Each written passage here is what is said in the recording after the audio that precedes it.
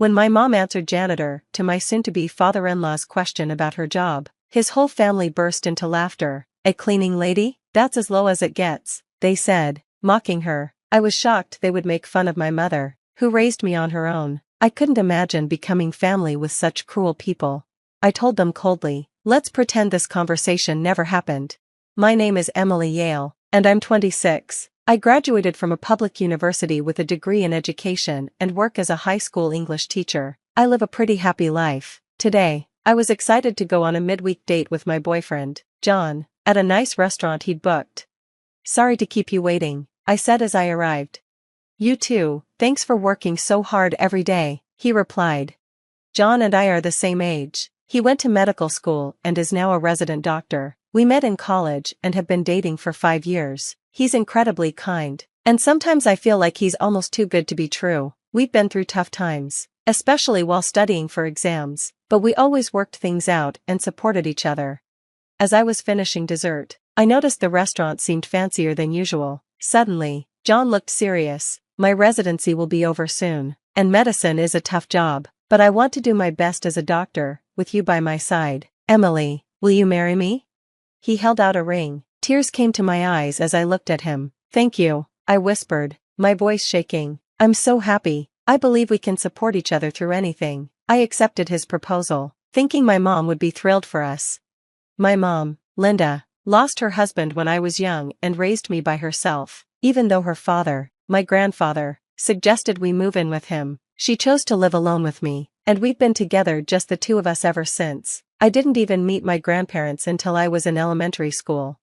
My mom would sometimes say, "I might have made you suffer because I got married young and couldn't rely on family right away," but I never felt that way. My mom was always positive, loving, and supportive. She's the most important person in my life and someone I look up to. When I told her about my engagement to John, she blessed us with all her heart.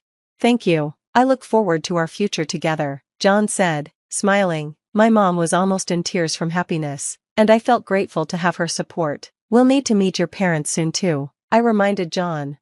"Of course," he replied. "I went to boarding school from middle school through high school, so I haven't seen my family much, but I think they'll be happy for us."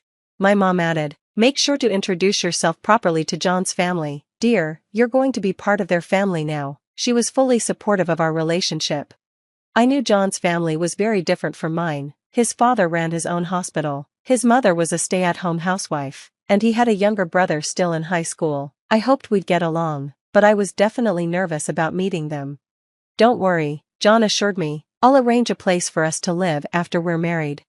"Thank you," I replied, a little anxious but hopeful about our future. I believed everything would go smoothly, that is, until the day we actually met his family.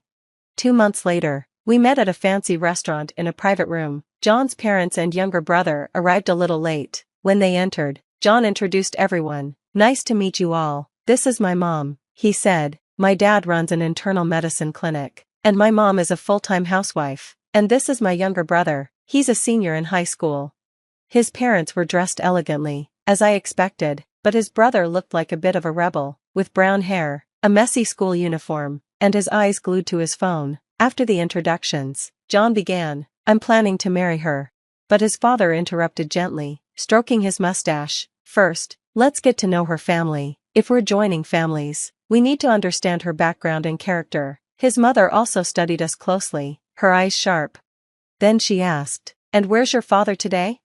I'd asked John to let them know that I came from a single-parent household, but something felt off. Their reactions weren't what I expected, and a sense of unease crept in.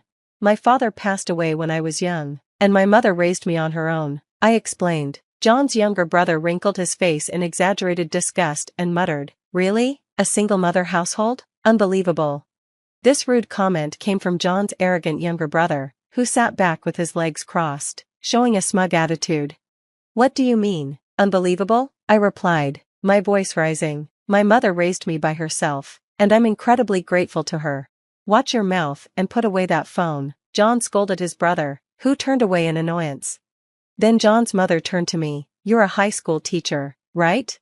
"Yes, I teach English at a public high school," I answered politely, but right after I spoke, his family started sharing their blunt opinions. "A teacher? We don't have any teachers in our family, and she's in the humanities, someone remarked. Isn't that unsuitable for our son? We always wanted him to marry a doctor's daughter, his mother said dismissively. A public high school teacher seems plain and probably doesn't make much money. Hearing this, I felt like I was in a completely different world. Even John's brother joined in, mentioning that he already had a recommendation for medical school. I was stunned by their comments, but John quickly defended me. She's a wonderful person, and she's committed to her work. Don't speak to her like that, he said firmly. At that, his father turned to my mom and said, we haven't given our blessing for their marriage yet. A single mother household, and she's a teacher. What about you, ma'am? Can you tell us about your education and job? My mom stood her ground and replied calmly, since my husband passed away, I've done various jobs to support my daughter. Right now, I work part-time as a janitor at a hospital and a school. I only finished middle school. But before she could finish, John's family exchanged looks and began to laugh mockingly. Oh my, she only went to middle school and works part-time as a janitor? One of them sneered. She must have been very poor. John's father shook his head dismissively. Even with a high school education, it's rough. And now, a cleaning lady? He added, belittling her. That's as low as it gets. John's younger brother looked at my mom with disgust. So, your mother only finished middle school and works as a janitor? I can't even imagine living like that. He sneered. Are you only marrying into our family for the money? John's mother furrowed her eyebrows dramatically, delivering the final blow. Just as I thought, we absolutely cannot approve this marriage. Then his father spoke as if giving a final verdict. I was stunned. It was one thing for them to insult me, but to mock my mother, who raised me on her own, was too much. I couldn't imagine joining a family like this. I motioned for my mom to stay seated and stood up. I understand how you all feel, so let's consider this meeting as if it never happened. Is that acceptable? I said, my voice cold and expression blank. After a moment of silence, his family exchanged glances and burst out laughing. You thought you were making an important announcement, they sneered. We're the ones who wanted to end the engagement. Did you realize you were about to be rejected and, out of pride, decided to break it off yourself? His parents looked smug. Wait, that's not it. John couldn't tolerate their behavior anymore and quickly spoke up. I'm sorry, I can't be part of this family if they're so disrespectful. I'm truly sorry, he said, apologizing to me and my mother. For a moment, his parents stopped laughing, surprised by John's serious tone.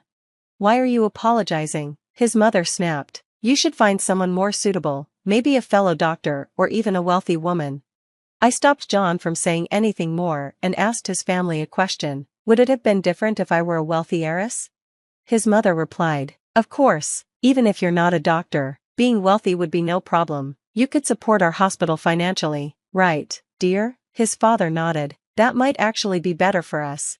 I realized it was time to reveal the truth. So, you turned down such an opportunity? I said, a hint of challenge in my voice. They looked at me, confused. What do you mean? Are you sure you wouldn't want to miss out on what I could bring to this family? I replied, holding their gaze as their expressions shifted to curiosity and disbelief. John sighed heavily, rubbing his temples in frustration. What's wrong? You've been acting strange, his father asked, clearly not understanding the situation. Did you even listen to their introductions? John replied, exasperated. Doesn't the name Yale mean anything to you?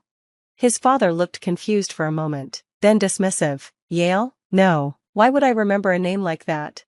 John sighed and clarified. My fiancé's grandfather is the chairman of Yale Academy, the elite institution with schools from kindergarten to university, including a medical school and a hospital. His father's eyes widened in shock. Wait, that Yale? Yes, that Yale, John confirmed, now looking at his parents with a stern expression. I took this opportunity to speak up. You're surprised? You thought I was lying because my mother is a janitor? Well, she is, but not in the way you think.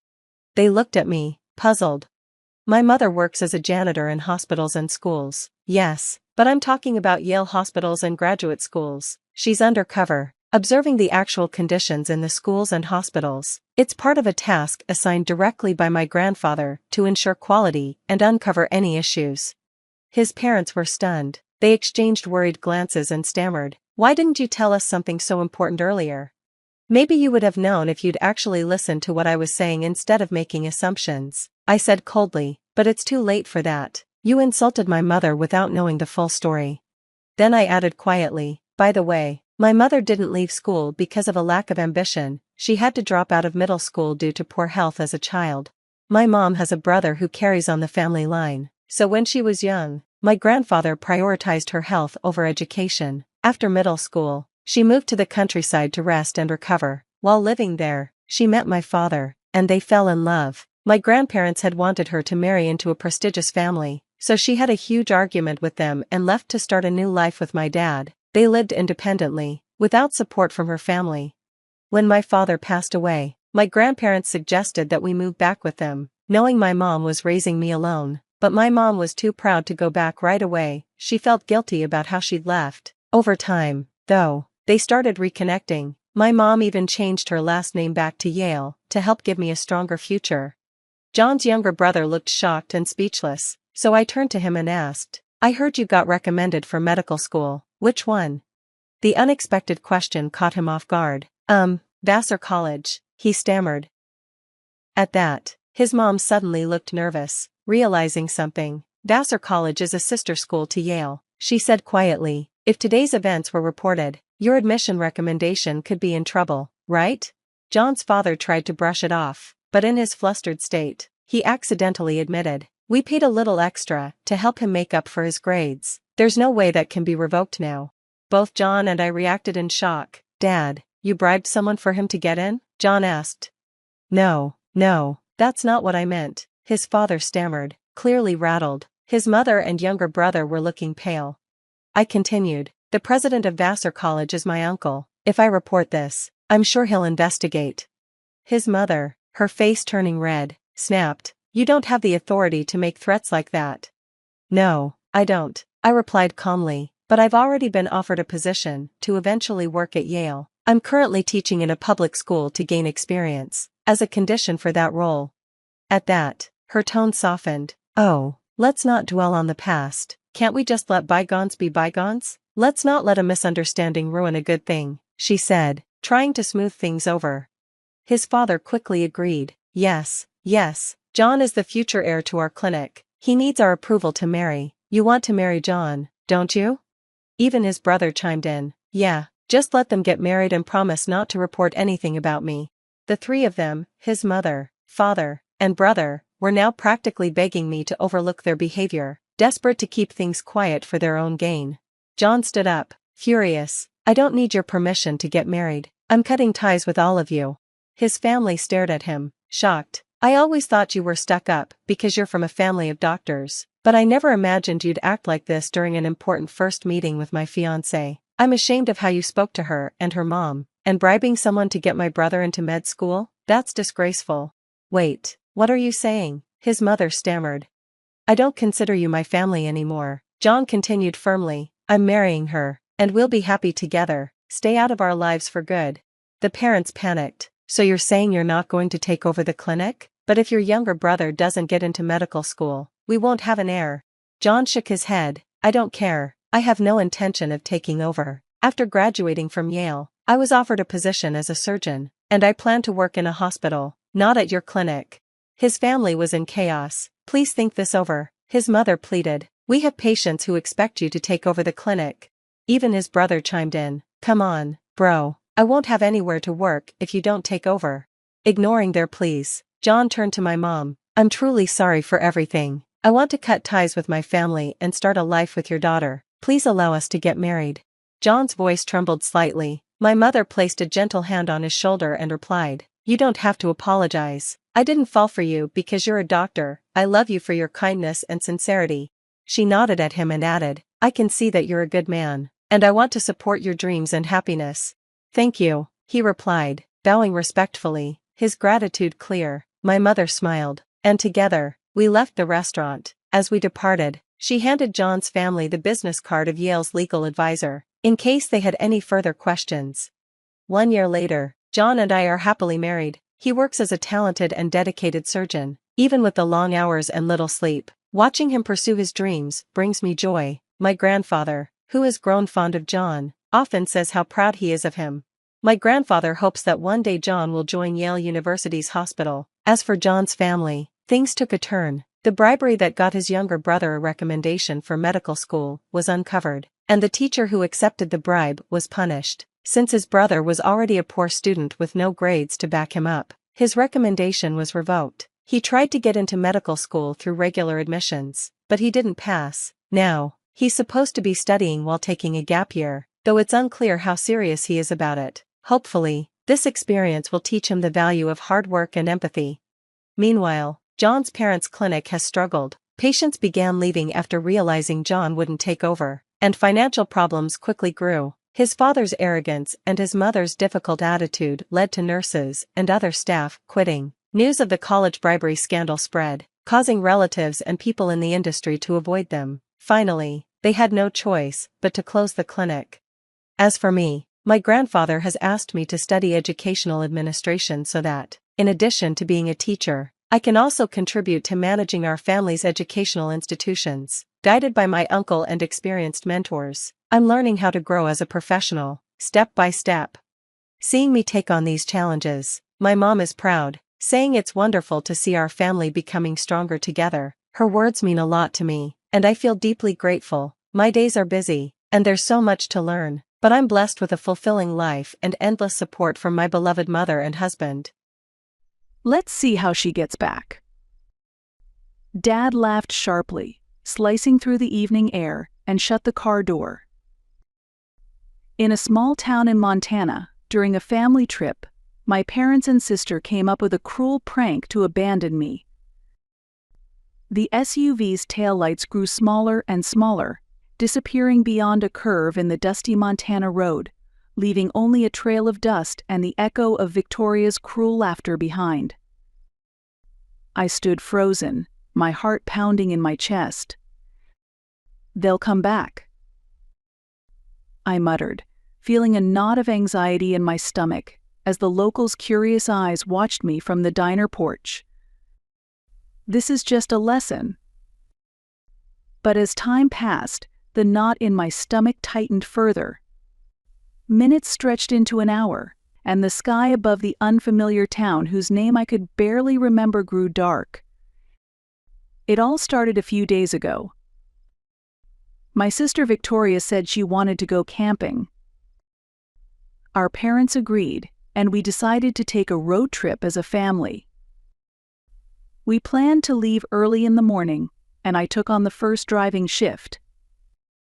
Naturally, I expected we would take turns. But with the early morning start, my parents and Victoria all fell asleep in the car. So I was forced to drive a long 6-hour stretch. Of course we took breaks, but I was reaching my limit too. "I need a bathroom break. Let's stop somewhere. After that, can someone else please drive?" Then the half-asleep Victoria said, "I'll drive."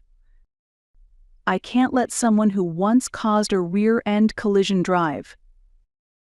She had been in an accident 3 years ago.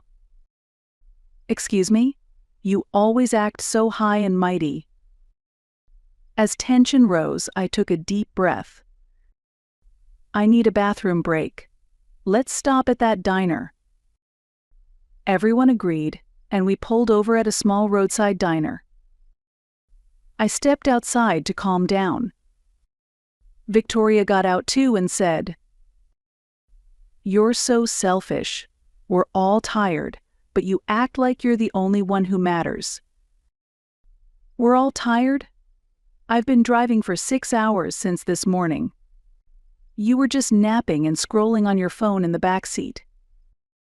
Finally, Dad came out and said, as if giving a final warning, "That's enough. We're leaving." "I haven't gone to the bathroom yet," I said. "You've got your credit card in your wallet, right?" Dad sneered before returning to the driver's seat. "You'll figure it out. You're so smart and successful and always think you're better than us, don't you?" "Fine, I'm going to the bathroom." While they were having coffee, I went to use the restroom. But when I returned to our table, they were gone. After a brief search, I walked back to the parking space and saw them getting into the car.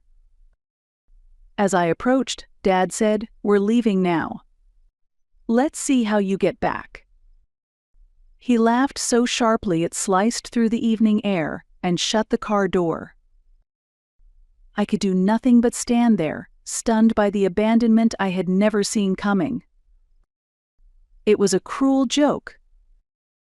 I thought they would come back soon. I stayed at the diner for hours with that belief, but eventually the sun set and darkness fell around me. When night fully arrived, reality began to sink in. Of all things, my wallet was in the car.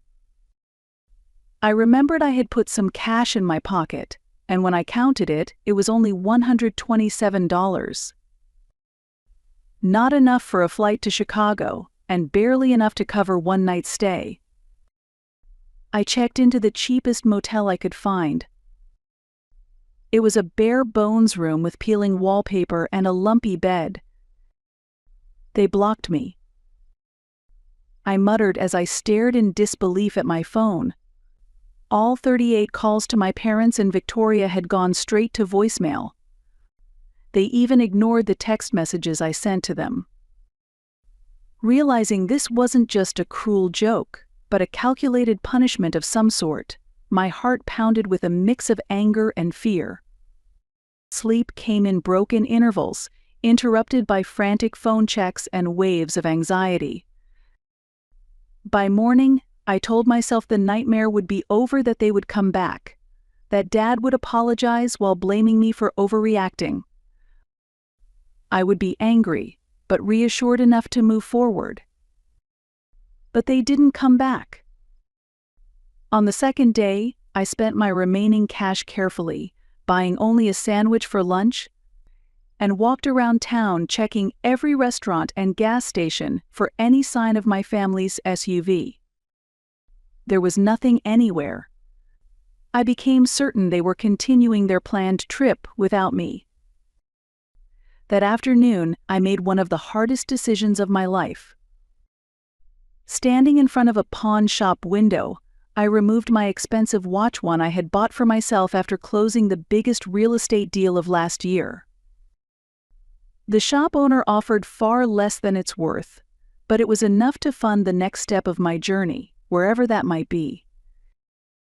The bus station was quiet when I arrived. The departure board showed destinations I had barely heard of. One of the northbound buses was heading to Canada. My finger hesitated over a name in my smartphone's contact list. It was Molly, a friend from my university days. She lived in a rural town in Canada. We had kept in touch occasionally after graduation, and she had told me more than once, "Come visit any time." One phone call could mean asking her for help, or contacting a colleague to wire me money for a flight home. One phone call could return me to the life I had built, where I had slowly dimmed my own light to avoid outshining my sister and wounding my parents' pride.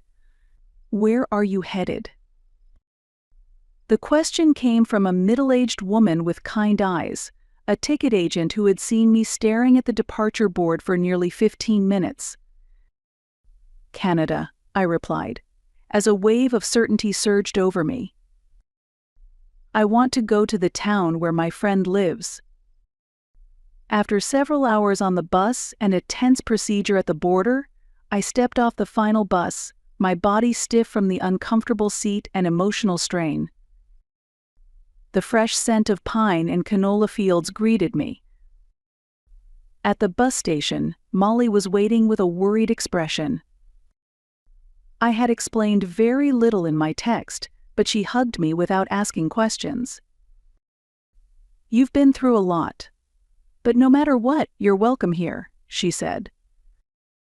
"My parents are looking forward to meeting you." On the way to the farm in Molly's old truck, she explained her situation. She had accepted a job offer from a company in Australia, planned to move in a month, and her parents were deeply worried because she didn't intend to take over the farm. It's been in the family for 3 generations. But my heart's not in it, she explained. They understand, but they're struggling. The farmhouse kitchen welcomed me with the smell of freshly baked bread and something simmering on an old stove. Molly's mother, Daniela, greeted me warmly, and her father, Hank, stood up from the kitchen table to say hello. "Welcome, Elizabeth," Daniela said. "Molly has told us so much about you." They showed me the guest room they had prepared for me, and that evening they welcomed me simply as a friend visiting, without pressing me for details about my situation. I was grateful that Molly had given them only a brief explanation. Over the next few days, I shared the final few weeks Molly would spend on the farm with her parents. She was excited about her upcoming adventure in Australia, but she also carried complex feelings about leaving her parents behind. One evening, while Molly was out running errands in town, Daniela invited me into the living room. She opened a photo album and showed me pictures of Molly from her younger years. "In a month, she'll be gone to Australia," she said quietly. Tears shimmered in her eyes, and my heart ached for her.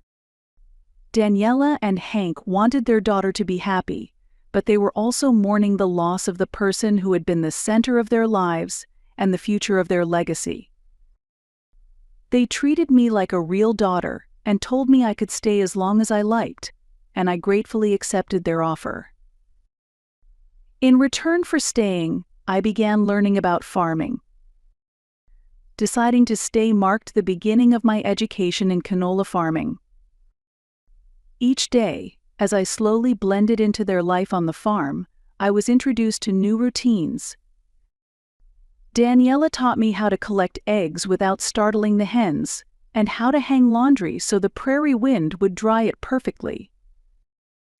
Hank showed me how to tell weeds apart from young canola shoots, and even when I accidentally pulled out a valuable seedling, his patience never wavered. The work was physical and completely unlike my fast-paced real estate life in Chicago, but it fulfilled me in ways I had forgotten. My body that had only experienced short gym sessions between property showings protested at first. Blisters formed on my soft hands and unfamiliar muscles ached night, but as the days passed, the discomfort faded and my strength grew. More importantly, the emotional sting of being abandoned began to fade, replaced by the simple rhythm of farm work and my growing connection with my hosts. One weekend, Molly called me over to the kitchen table, where a man I didn't recognize was sitting beside her. "Elizabeth, this is my cousin Jeffrey," Molly said as she introduced us. "Jeffrey, this is Elizabeth from Chicago." "Molly's told me about you," he said. "Sounds like you've been through quite an experience." I was surprised by his directness, but there was no judgment in his voice, only understanding. Jeffrey ran a small farm of his own in the area, but often helped out at Molly's parents' farm. One evening, he quietly took my hand. "I didn't plan to say this so soon after meeting you," he said. "But Elizabeth, the more I get to know you, the more I want to know. I want to imagine a future with you." I was startled by his honesty, but it felt comforting. "Is that a proposal for a relationship with marriage in mind?" I asked. He laughed. "Maybe. I think there's something special between us. I want to explore it. And if it works out, yes, I want to build a life with you." I asked for time to consider my answer. He understood and didn't pressure me. One morning over breakfast, I showed Daniela and Hank a spreadsheet. I had analyzed their canola oil sales data and proposed a new marketing strategy. "Your current method is great, but I think we can add more value," I explained. "By selling directly to local restaurants and diners, you can create a stable income stream. especially if we develop custom blended dressings in collaboration with their brands. Molly clapped with a smile. Isn't that amazing? She's really talented, don't you think? She said to her parents. They all agreed. Starting the next week, Jeffrey joined us in setting up a new canola oil dressing production line. His hands-on knowledge and my marketing skills complemented each other perfectly, and within a month, we secured contracts with 5 local restaurants. As Molly's departure drew near, our business steadily grew. A simple yet high-quality product, a focus on local ingredients, and the story of farm to table became the core strengths of our brand. 2 days before her trip to Australia, Molly pulled me aside. "My parents want to talk to you," she said. "They've been really impressed with what you've done here. I think they might have a proposal about the farm's future." That evening, Jeffrey was invited to dinner, and the family's special dishes were set on the table. After the meal, Hank cleared his throat and raised his glass. "Tonight we want to talk about something else," Hank continued. Daniela added, "After Molly leaves the day after tomorrow, we'd like the 2 of you to take over the farm. At first with us, and gradually with your own vision." Jeffrey looked at me with a warm smile. "I've already said yes, but the final decision is yours."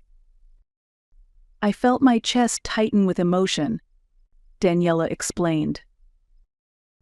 "Jeffrey, you know the land. Elizabeth, your business mind is exactly what we've needed." Hank added, "This isn't just a job offer. It's an invitation to become family." That night, Jeffrey and I took a long walk.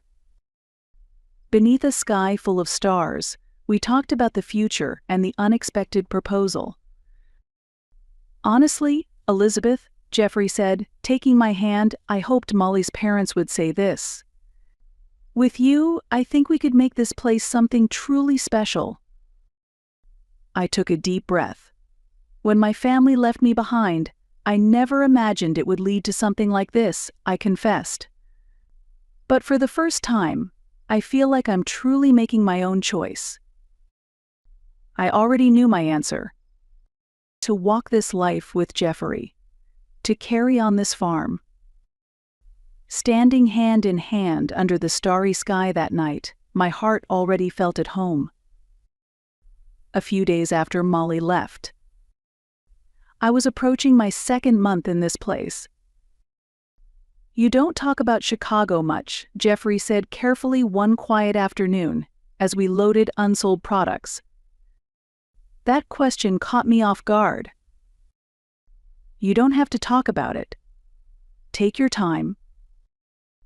I had been so focused on building this new life that I had pushed thoughts of the old one aside. "Robert, Cheryl, and Victoria," I said. After weeks of silence, those names felt strangely unfamiliar. My father, mother, and sister. "And they didn't try to find you?" After Daniela and Hank's cautious avoidance of the topic, his directness felt oddly refreshing. "I don't know," I admitted. "I haven't checked my emails." I gestured vaguely toward my phone.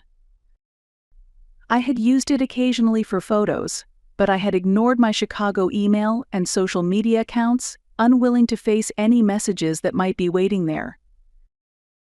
Jeffrey raised an eyebrow and offered gently, "Maybe it's time you did. Not for them, for yourself. To close that chapter properly." His words echoed in my mind all day. That night, after helping Daniela clear the dinner table, I went to my room, turned on my phone, and connected to the farm's satellite internet. With trembling fingers, I logged into the email account I had long ignored. Hundreds of unread messages flooded the screen. Scanning the senders, I noticed a few emails from former colleagues. The subject lines had progressed from casual check-ins to worried inquiries. I had only sent a single email to the company requesting leave after that family trip. And I hadn't told anyone else. A wave of guilt struck me. I had disappeared from their lives just as completely, and without explanation, as I had from my family. Then, another sender made my heart leap, Robert Jones. The subject, "We know where you are." The timestamp showed it had arrived just a few hours earlier. My heart raced as I opened it. "Elizabeth, it took us weeks, but we finally hired a private investigator and tracked you down to that rural corner of Canada. This childish game has gone on long enough. Your mother, sister, and I are flying into Winnipeg on Thursday, so pack your things and be ready to leave. 3 days from now." Anger and panic collided in my chest, and the room seemed to tilt. The audacity. After abandoning me, after weeks of silence, they expected to simply retrieve me like forgotten luggage? Clutching my phone, I stumbled downstairs. Daniela looked up from the farm ledger spread across the kitchen table, and her smile vanished as she read my expression. "Bad news from Chicago?" she asked gently. "My family," I managed to say. "They're coming. Thursday." Daniela's eyes narrowed slightly. She pulled an envelope from beneath the ledger and slid it across the table to me. Perfect timing. I've been waiting for just the right moment.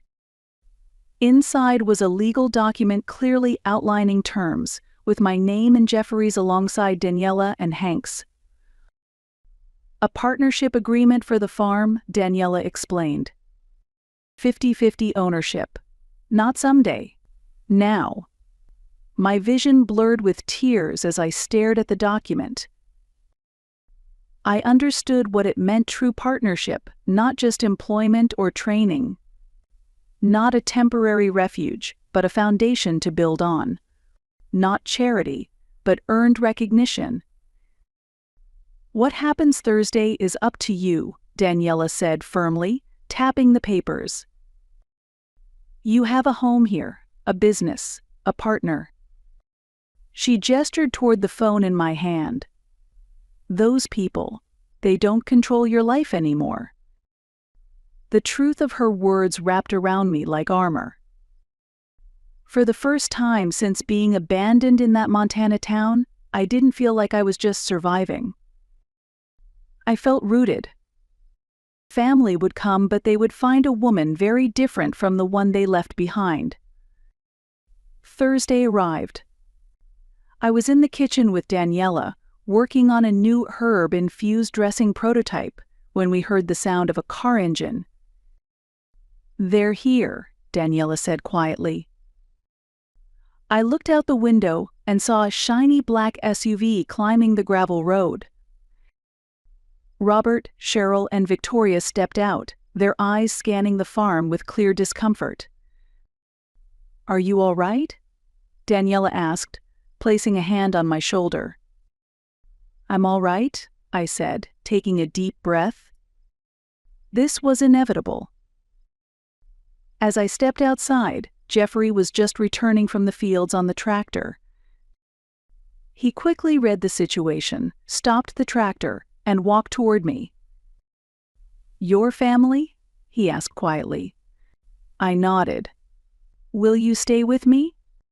"Of course," he said, standing firmly by my side. "Elizabeth." My father called out, his face flashing with surprise. "Why didn't you come back? We were worried." My mother and sister looked at my work clothes and sun-kissed skin, unable to hide their shock. "Hello, Dad," I said, keeping my composure. "Why?" "Because you abandoned me. You set me free." "Let me be. This is my life now." His eyes shifted to Jeffrey. "And this is?" "I'm Jeffrey," he said, stepping forward and extending a hand. "Elizabeth's partner." My father ignored his hand and turned back to me. Let's end this ridiculous joke. Pack your things and come with us now. I'm not going, I said firmly. My life is here. I've started a new business. I have plans for the future. My father's face turned red. You have responsibilities in Chicago. Your income supported our lives. Do you know what's happened since you left? My mother interrupted. We lived comfortably thanks to the money you sent. When it stopped, the truth finally came out. They hadn't come out of love, they had come for money. So that's why you looked for me? To use me as an ATM card? My voice shook. That's no way to speak, he snapped. It is your obligation to repay us. We raised you. Jeffrey stepped forward. With all due respect, Elizabeth is an adult woman. She has the right to choose her own life. My father ignored him and tried to strike a deal. If you want to stay here, at least keep sending money. You must be making something with this canola business.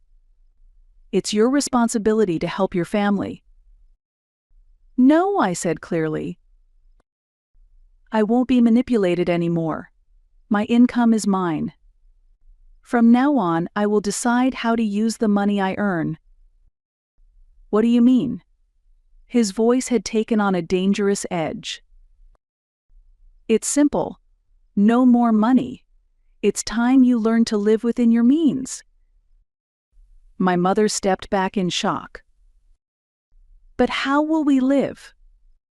By working, I said, like other adults do. Victoria suddenly burst into tears. But what about my new car loan, my spa treatments, the shopping bills you always paid for? It's over, I said sternly. I'm not your ATM. Jeffrey gently placed a hand on my shoulder. You should respect Elizabeth's decision. She's building a new life here. My father's face collapsed in resignation. Fine. You're an ungrateful daughter. All you care about is yourself. No, Dad, I replied calmly. I've just learned my worth. Leaving me in Montana was the greatest gift you could have given me. Freedom. Jeffrey looked my father straight in the eyes.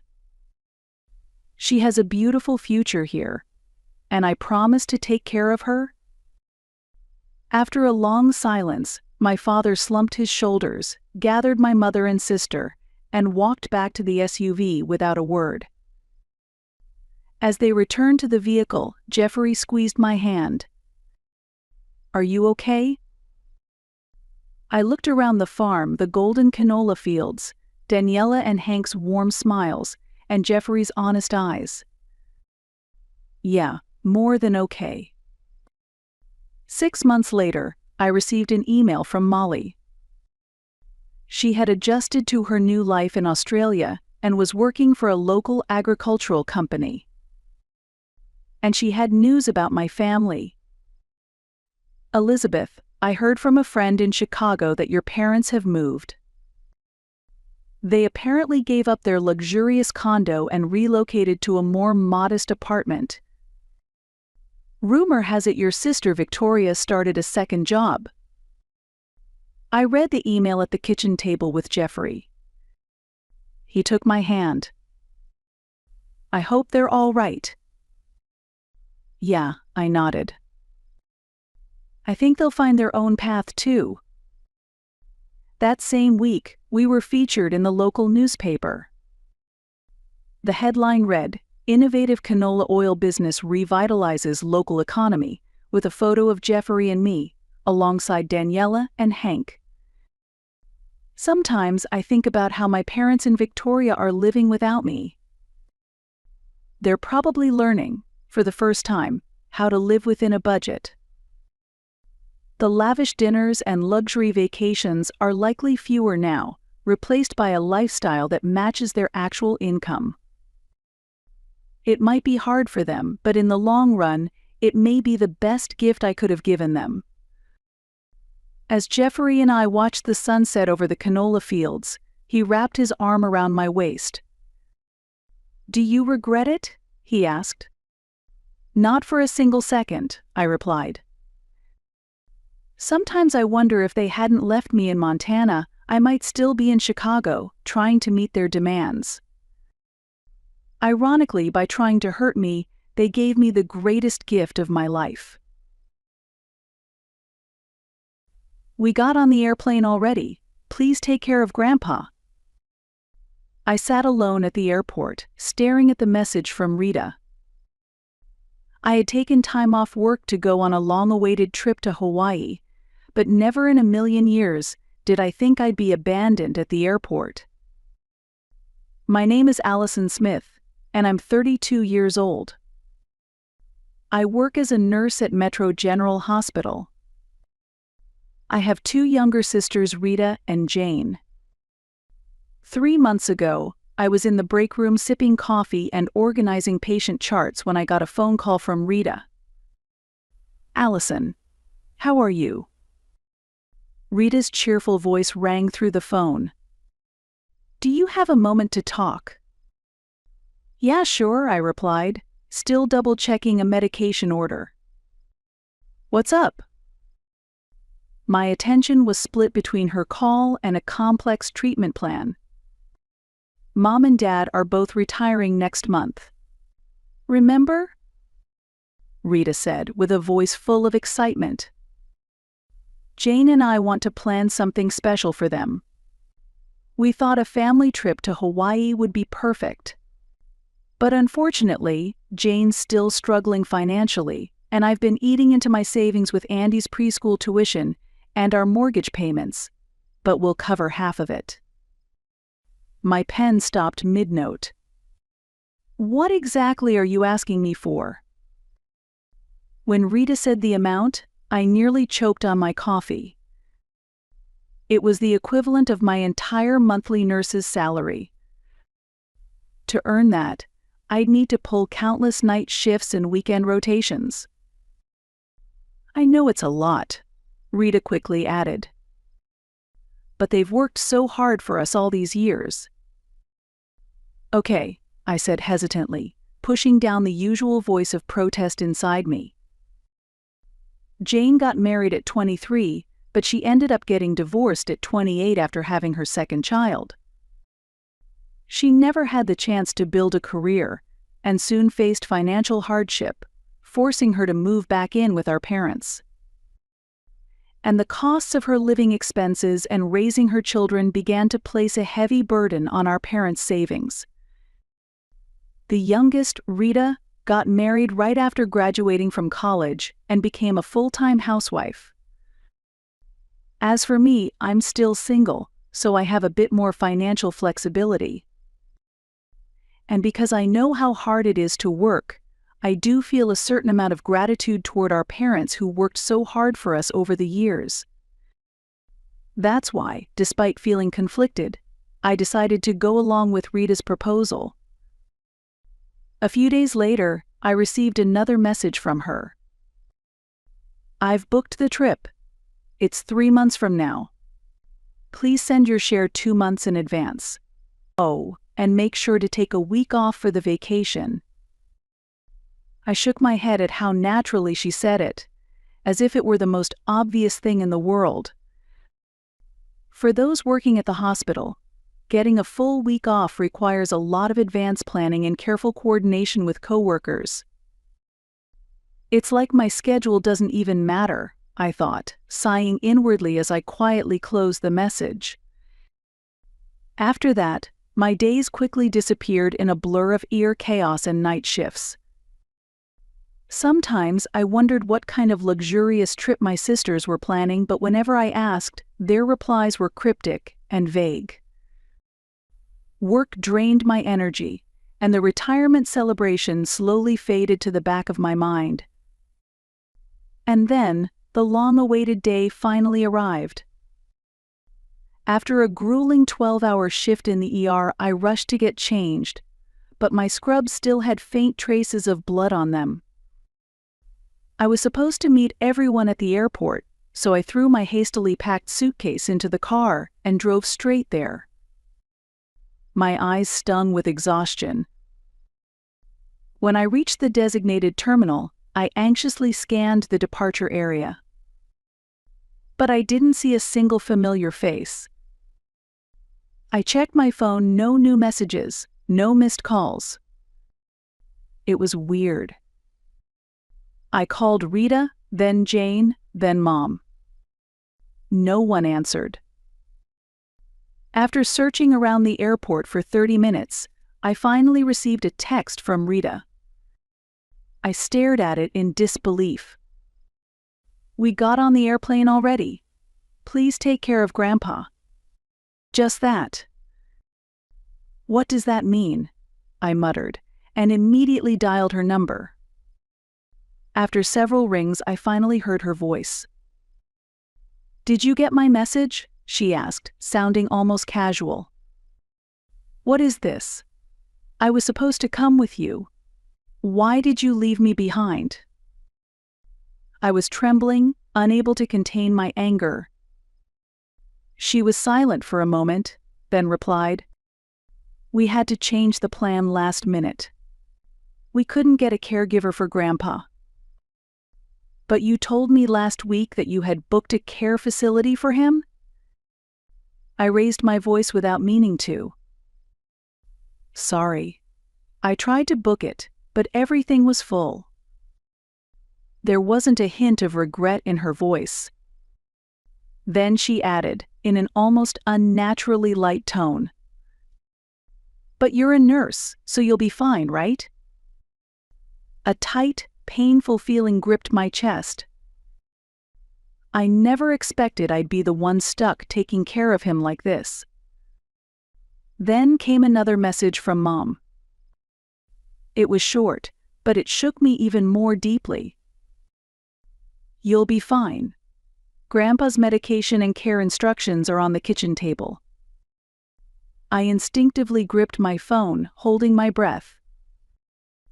I never imagined even my mother would force this onto me. Anger surged in my chest. And yet, thinking about my grandfather, I wrestled with the conflicting urge to stay calm. With no other choice, I got in the car and headed to my parents' house. When I arrived, the front door was slightly ajar. Inside, I found Grandpa sitting on the sofa, staring off into the distance. When our eyes met, he looked at me with a vague expression, but his gaze soon drifted away. "Grandpa?" I called out softly, unsure of how to approach him. His eyes widened and he repeated the same question over and over again. "Where's everyone?" I let out a long breath in my mind. His dementia had clearly progressed, and he could no longer grasp what was happening. Watching him ask the same thing again and again made my chest ache. On the table were his medications and a sheet of care instructions, but they were far too hastily thrown together to be useful at a glance. It said, "Give him his medicine after every meal," but was followed by a long list of vague precautions. As I scanned through them, I casually opened the refrigerator. It was completely empty. There was nothing tailored to Grandpa's dietary needs. Realizing that nothing had been prepared for what he should be eating, I felt another wave of anger rise inside me. How could they let this happen? I was furious at my sisters and parents for what felt like a deliberate setup. Grandpa's voice echoed again as he repeated, "Where's everyone?" I took a deep breath and answered him in a gentle voice. "They'll be back soon. Don't worry." But even those words couldn't comfort me. I found myself thinking back to when I was a nursing student. In my second year, I worked overtime shifts at a local pharmacy to save enough money for a nursing conference in Chicago. It was my first opportunity for professional networking. My registration was confirmed, the hotel was booked, and my presentation materials were ready. The night before my flight, I got a sudden call from my parents. "Allison, we need to talk," my mother said. The moment I heard her voice, my heart sank. Grandpa fell down. His caregiver canceled at the last minute. "We need you to take care of him this weekend." My heart dropped like a stone. But I've been preparing for this conference for months. My presentation on trauma care is tomorrow. "I know, but this is an emergency," my mother insisted, unable to meet my eyes through the phone. "You're the only one in the family with medical training." "What about Jane?" I asked desperately. "She could at least help a little." "She has a job interview," my mother replied quickly. "But the attendance fee." "We'll reimburse you," my father cut in. "Grandpa trusts you more than anyone. You're better at managing his medication and mobility issues than we are."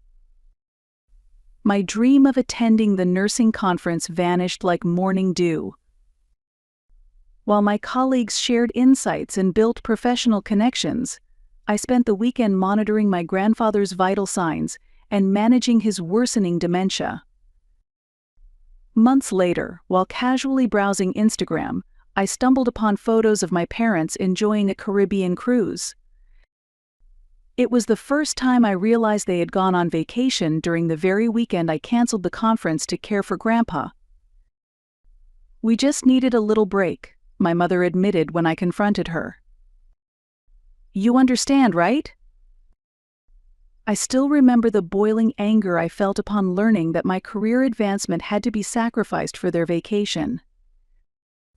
My parents and sisters had always expected me to care for Grandpa simply because I was a nurse. I loved him deeply and never resented caring for him. But I couldn't accept the way they dismissed their own responsibility with a single phrase, "Because you're the most qualified." It was the same with this family trip. They planned everything assuming I would look after Grandpa, and went off on their own without hesitation. Caring for Grandpa should be a shared family responsibility. So why was it always just me? That thought weighed heavily in my chest. While I was having lunch with Grandpa, still holding those feelings inside, he suddenly said, "Thank you. Thank you for always helping me." He smiled weakly, and I felt a tightness in my chest as I fought back the emotion rising inside me. In that moment, I felt everything I had been carrying. And I made a decision. After clearing the lunch dishes, I immediately called Adult Protective Services and explained the situation of neglect. They promised to respond right away. With steady hands, I sent one clear message to the entire family: Grandpa has been left without proper care. I've reported the situation to Adult Protective Services. My phone lit up with calls and messages. I silenced it and focused entirely on checking Grandpa's medication. Within 40 minutes, a car arrived at the front door. 2 police officers entered to assess the situation. Soon after, a representative from Adult Protective Services arrived. As I explained the situation in detail, the representative calmly took notes and collected the necessary information. I showed the transfer records proving that I had contributed financially to the vacation. The rest of the family, who had been on the trip, were contacted by Adult Protective Services and were forced to cut their vacation short. The representative explained the suspicion of elder neglect, and they were told to return home immediately. 2 days later, after having lunch with Grandpa and watching TV in the living room, the front door flew open. My mother rushed in with a panicked expression. Behind her, Rita, Jane, and the rest of the family followed in a flurry. "Allison, my mother gasped. "What did you do?" As I said in my message, I replied calmly, standing up and meeting her eyes. "I contacted the agency. They're coming over shortly." Without waiting for a response, I walked away. An hour later, the doorbell rang. When I opened the door, the representative asked calmly, "Are you Allison Smith?" I nodded and pointed toward the living room, where my family sat watching anxiously. The representative turned to my mother and spoke in a firm voice. "We need to have a detailed conversation about this situation." My mother immediately said, "Allison was supposed to take care of him. She promised." "No, Mom," I said quietly. "I was never told about this plan, and I never agreed to it." The representative requested identification from everyone present. They were then taken into separate rooms for questioning. After several hours of detailed investigation, the agent conducted an interview with me as well to clarify key points. I explained everything as it was the reality of Grandpa's care, his daily condition, and the events that led to this point.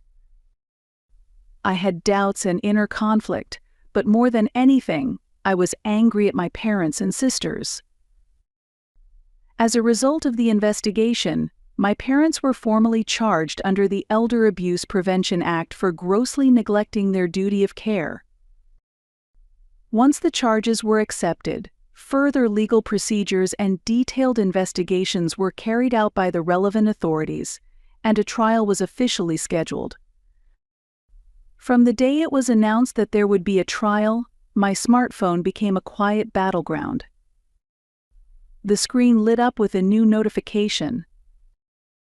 It was a direct message from Rita on Instagram. "Congratulations, Allison. Thanks to your justice, Mom and Dad now have to use half their retirement savings for legal fees. You're such a wonderful daughter. Instead of protecting your family, you've destroyed it." The next day, when I checked my voicemail, I heard my mother's voice. "Allison, I don't understand why you did this. We just needed a little rest. For 30 years we raised the three of you, and we were finally trying to have some time for ourselves. You treated us like criminals. Your actions hurt the entire family. Do you even know what you're doing?" Jane's text message brought a different kind of accusation. "The kids are confused. They don't understand why the police came. Now they have to meet a social worker. What you've done has scarred them for life. If you really cared about them, you wouldn't have done something so extreme." The short message from my father hurt the most. "I've worked all my life for this family. So has your mother. Why are you punishing us like this?" That night, another message came from Rita, more aggressive than before. "I told all our friends what you did. That you betrayed your own family. Everyone says they can't believe it. Our family photo ended up in the local paper. How am I supposed to send my kids to school now? You acted without thinking and did something you can never take back." After reading all those messages, I set my phone down and took a deep breath. Then, in a calm voice, I reminded myself, "I'm not wrong. They used my money and went on a trip without my consent. They lied to me and left me behind. They always assumed I would sacrifice myself for them. I've had enough. I needed to stand up for myself too. This is the first step toward reclaiming my life. I have no regrets." The phone rang again. But I no longer intended to listen to anything they had to say. I blocked every contact, deleted all my social media accounts, and severed ties with my family completely. On the day of the trial, I sat in the gallery, quietly watching everything unfold before me, as if it weren't real. My parents and the rest of the family were present in the courtroom, and I was called to the stand as a witness. Reflecting on all the pain, anger, and helplessness I had carried for so long, I answered each question as calmly and truthfully as I could. My parents and sisters cried and apologized in court, but it was too late. And when the judge delivered the verdict, I felt a sharp pain tighten in my chest. My family was found guilty of elder neglect and held accountable for their actions. As a result, my parents were ordered to pay a large fine and had their roles in the household legally restricted. This outcome was not something that brought me joy.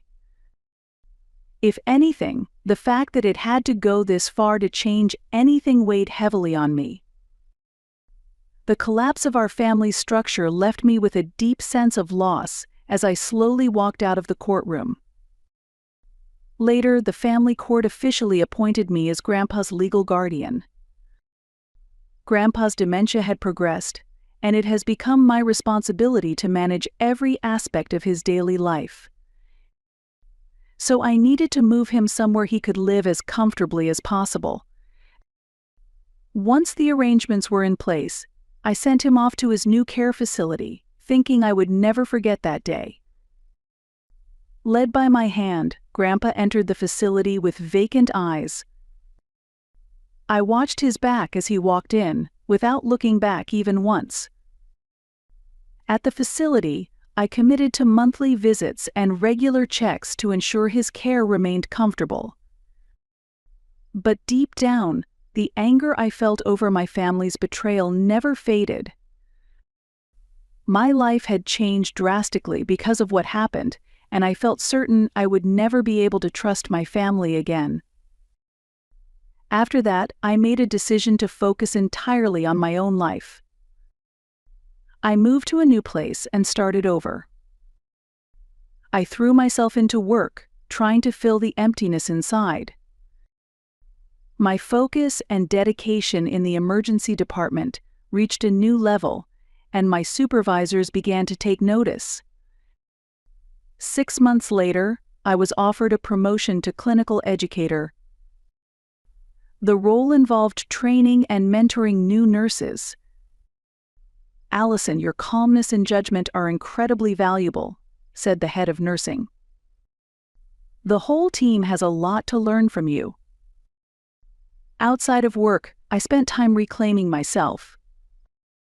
I joined the meditation class I had dreamed of for years, started watercolor painting, and most importantly, learned to treasure my own time.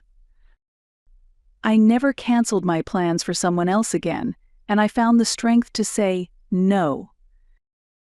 I visited Grandpa every month and spent time with him in his quiet room.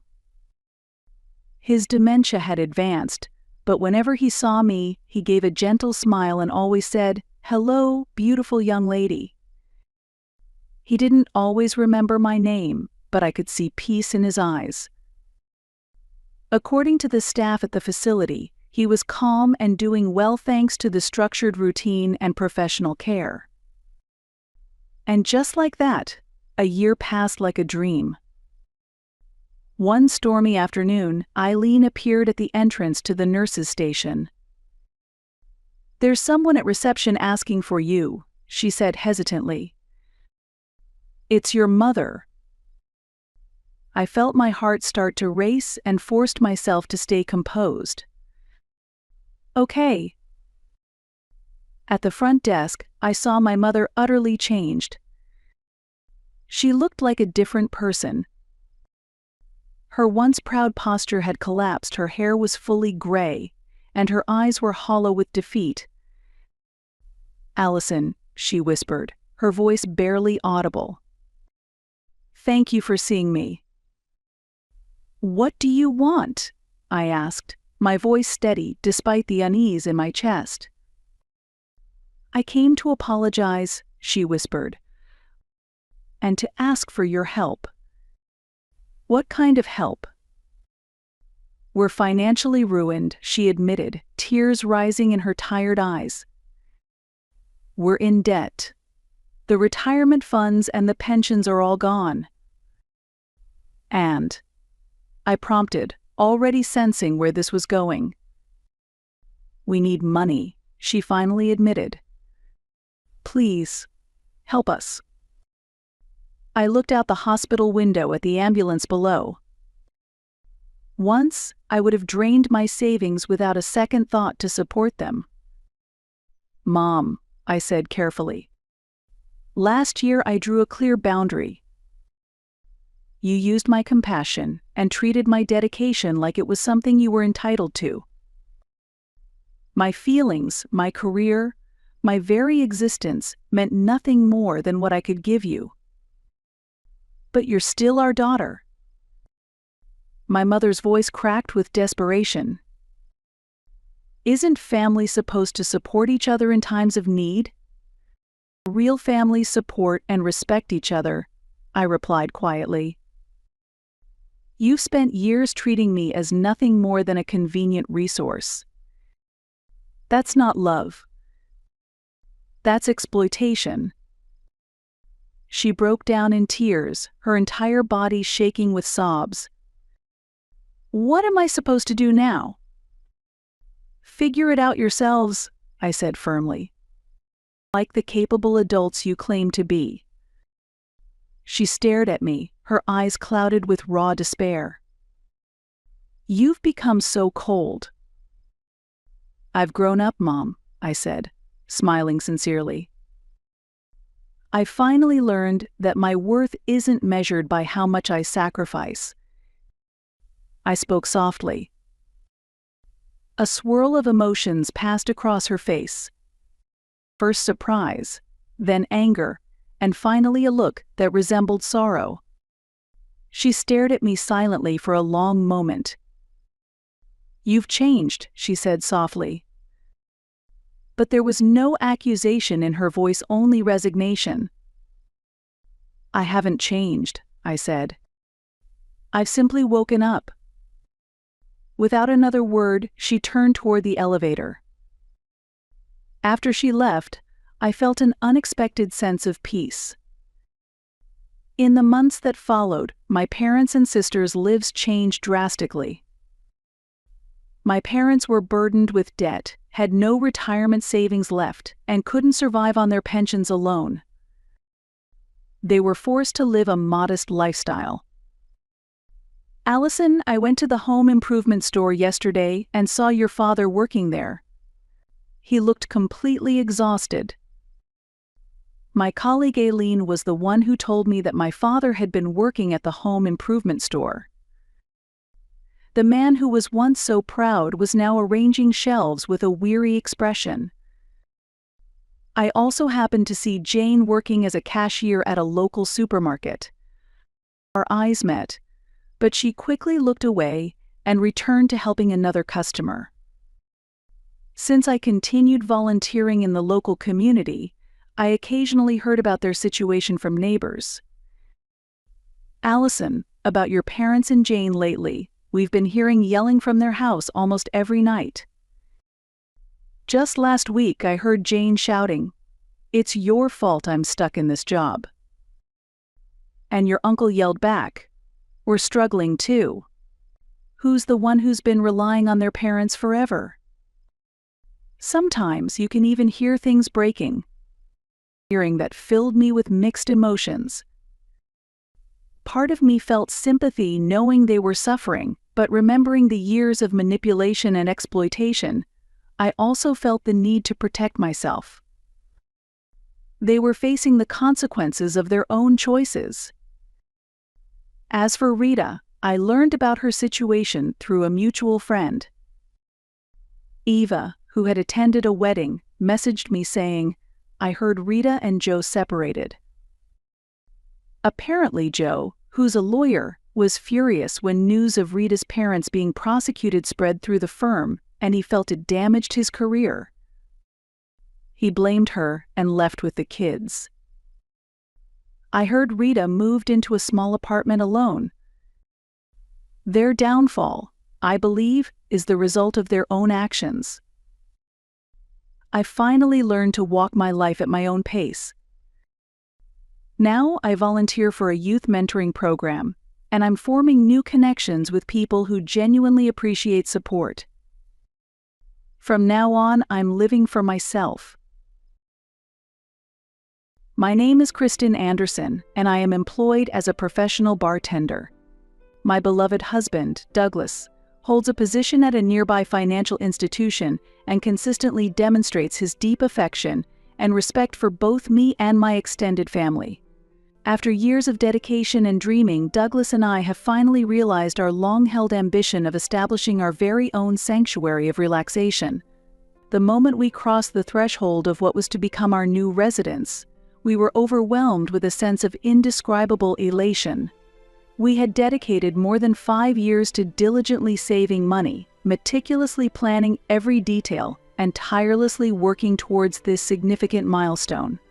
Our new home boasts an expansive kitchen, a generously sized living room, and a stunning sunbed room that opens up to a vast backyard that appears to stretch endlessly.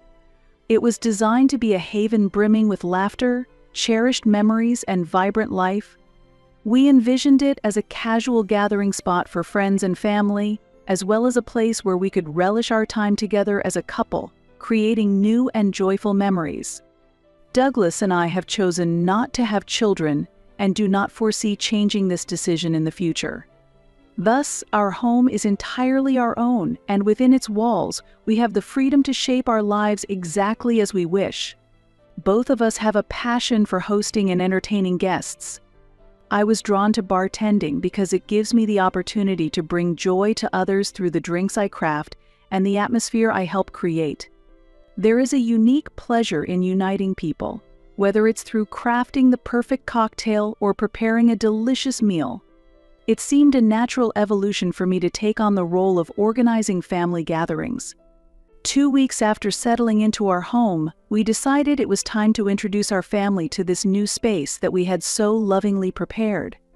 By this time, all the moving boxes had been unpacked, every piece of furniture had found its perfect place, and the house truly felt like a home. The first guest to arrive was my mother, whose eyes sparkled with joy as she entered the foyer. "Oh, how lovely!" she exclaimed, her voice filled with wonder as she slowly took in the surroundings. "You two really did well to secure such a beautiful home," she remarked, her tone imbued with parental pride, reflecting on the years of effort we had put in. Next to arrive were my brother Nathan and his family. His children, Samantha and Jeff, excitedly ran around the house, their laughter filling the air. "Auntie's house is like a castle," Samantha declared joyfully as she gazed through the glass-enclosed sunroom that led to the sprawling backyard. However, the reactions from Nathan and his wife Tiffany were mixed, with traces of envy apparent on their faces. "Isn't it too big?" Tiffany remarked as she surveyed the kitchen, her comment laced with a subtle hint of sarcasm. "And you don't even have kids," she added. Nathan, in particular, looked less than impressed when he viewed the elaborate home bar area we had set up. "Do you really need such a luxurious space?" Despite feeling a bit stung by their reactions, I felt reassured when Douglas gently squeezed my hand. After we concluded the tour of the house and everyone had gathered in the living room, Nathan suddenly proposed. "Hey, let's host Samantha's birthday party here next month. There's plenty of room." Tiffany quickly supported the idea. "Yes, the kids will have loads of space to run around here," she agreed. My mother nodded in approval, her face alight with happiness. "It will be a wonderful place for family gatherings." At that moment, I felt a surge of anticipation and excitement about my family's expectations for the new home. Douglas, standing contentedly by my side, suggested, "Let's toast," prompting my mother to raise her glass. "To Kristen and Douglas's new home, and to the many wonderful memories that will be created here," she declared. As our glasses clinked together, I scanned the room, taking in the proud smile on my mother's face, the complex yet envious expressions on Nathan and Tiffany's faces, and the innocent joy radiating from the children. As the evening drew to a close and the family departed, Douglas and I remained seated on the deck in our backyard, reflecting on the day. Everyone seemed happy, I noted, a smile crossing my face. Yes, Douglas agreed. This will definitely become a cherished gathering place for everyone. Little did we know at that moment, this was just the beginning of a rift that would eventually surface within our family. The first major event to test our unity was my niece Samantha's birthday party. Samantha was turning 6, and her brother Jeff was 4. Determined to make their birthdays unforgettable, I spared no effort in preparing. The house was adorned with a princess theme, a custom cake was ordered, and a professional face painter was brought in to add to the festivities. Watching the children's eyes light up with excitement made every bit of effort worthwhile.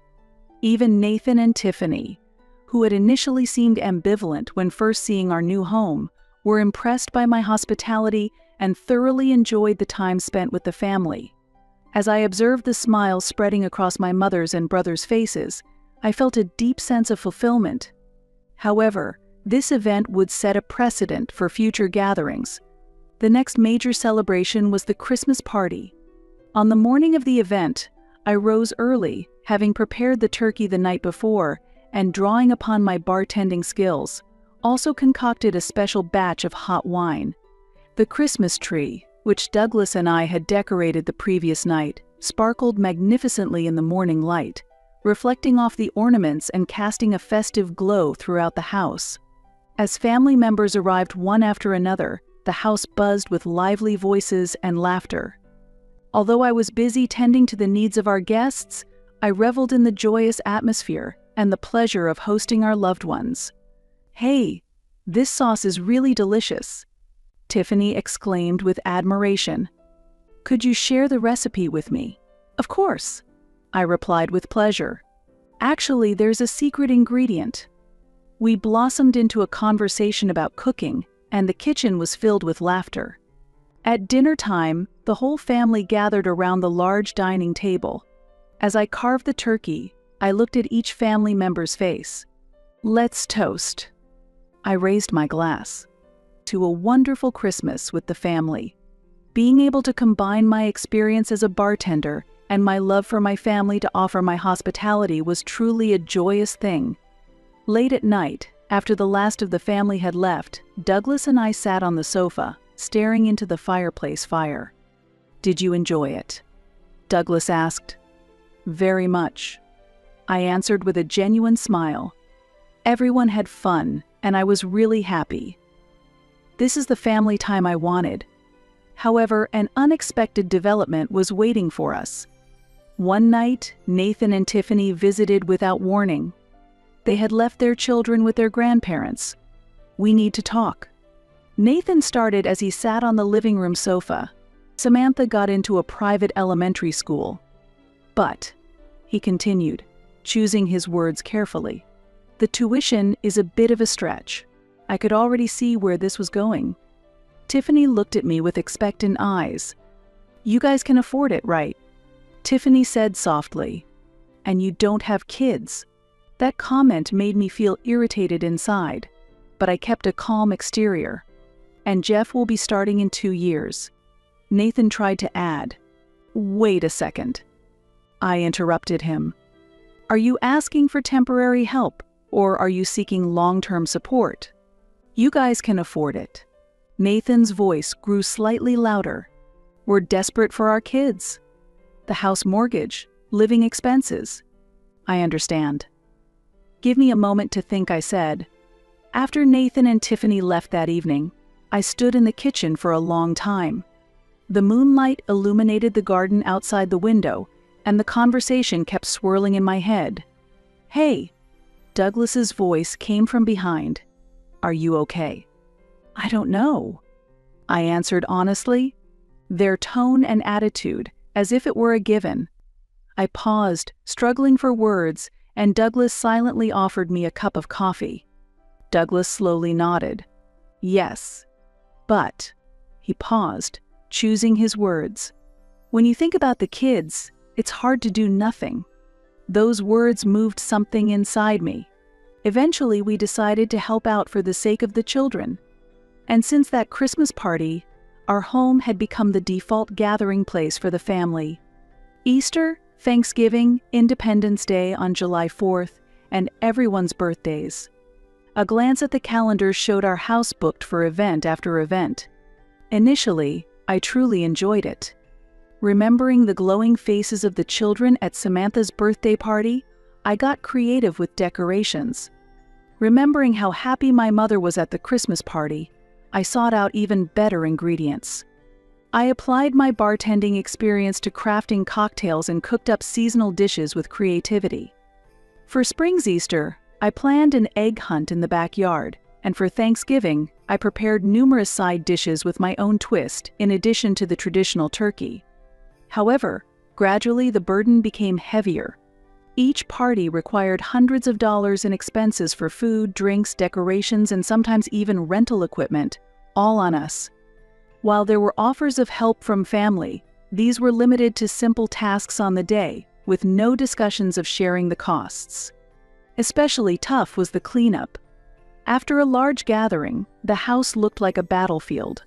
Initially, Douglas and I cleaned up ourselves.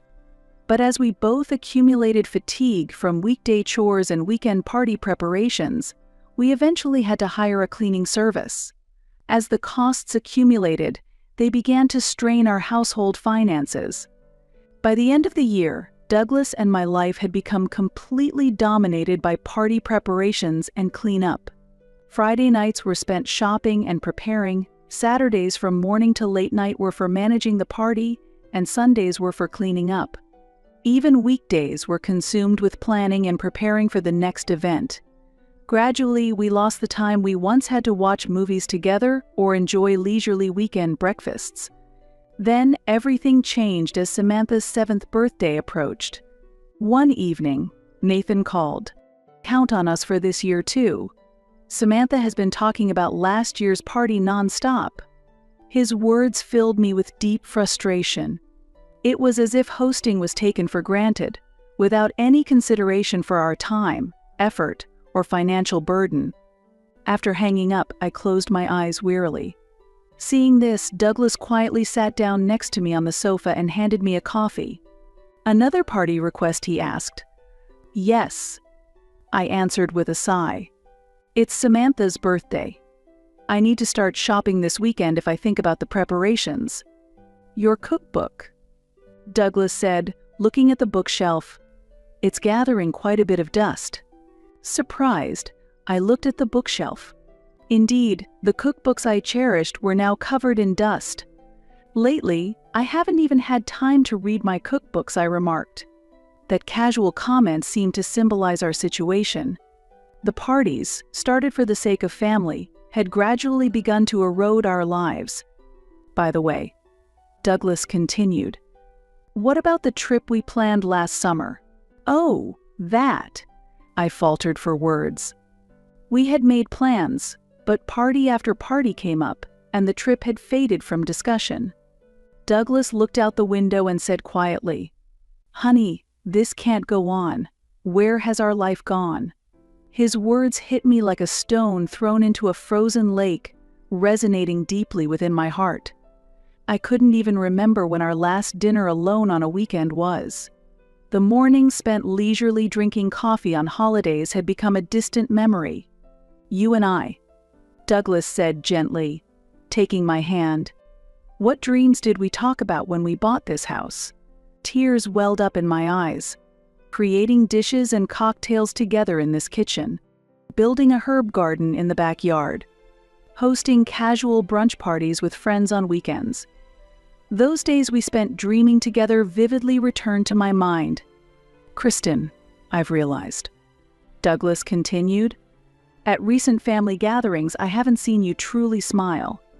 You smile to please everyone, but your genuine, radiant smile has disappeared."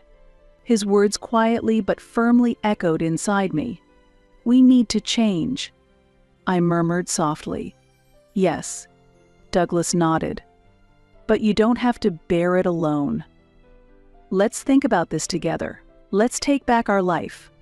Indeed, while our dream was to provide a gathering place for family, it was never meant to take over our entire lives.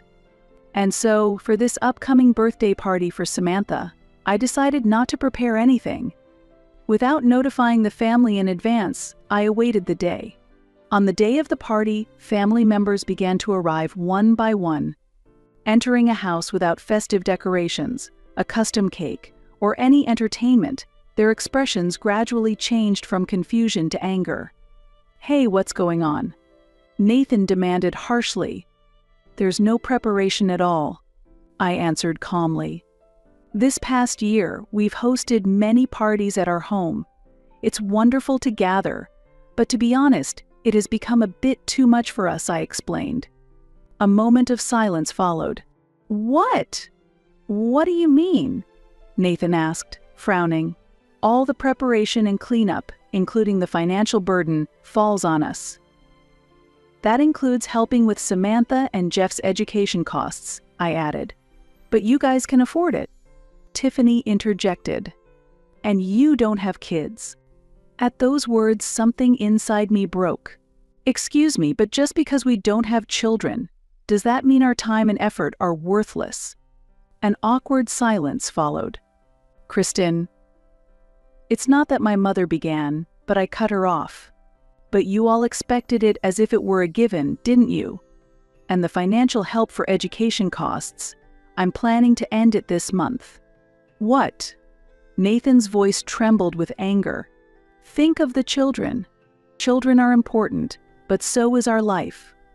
We can't continue to bear all the burdens," I replied.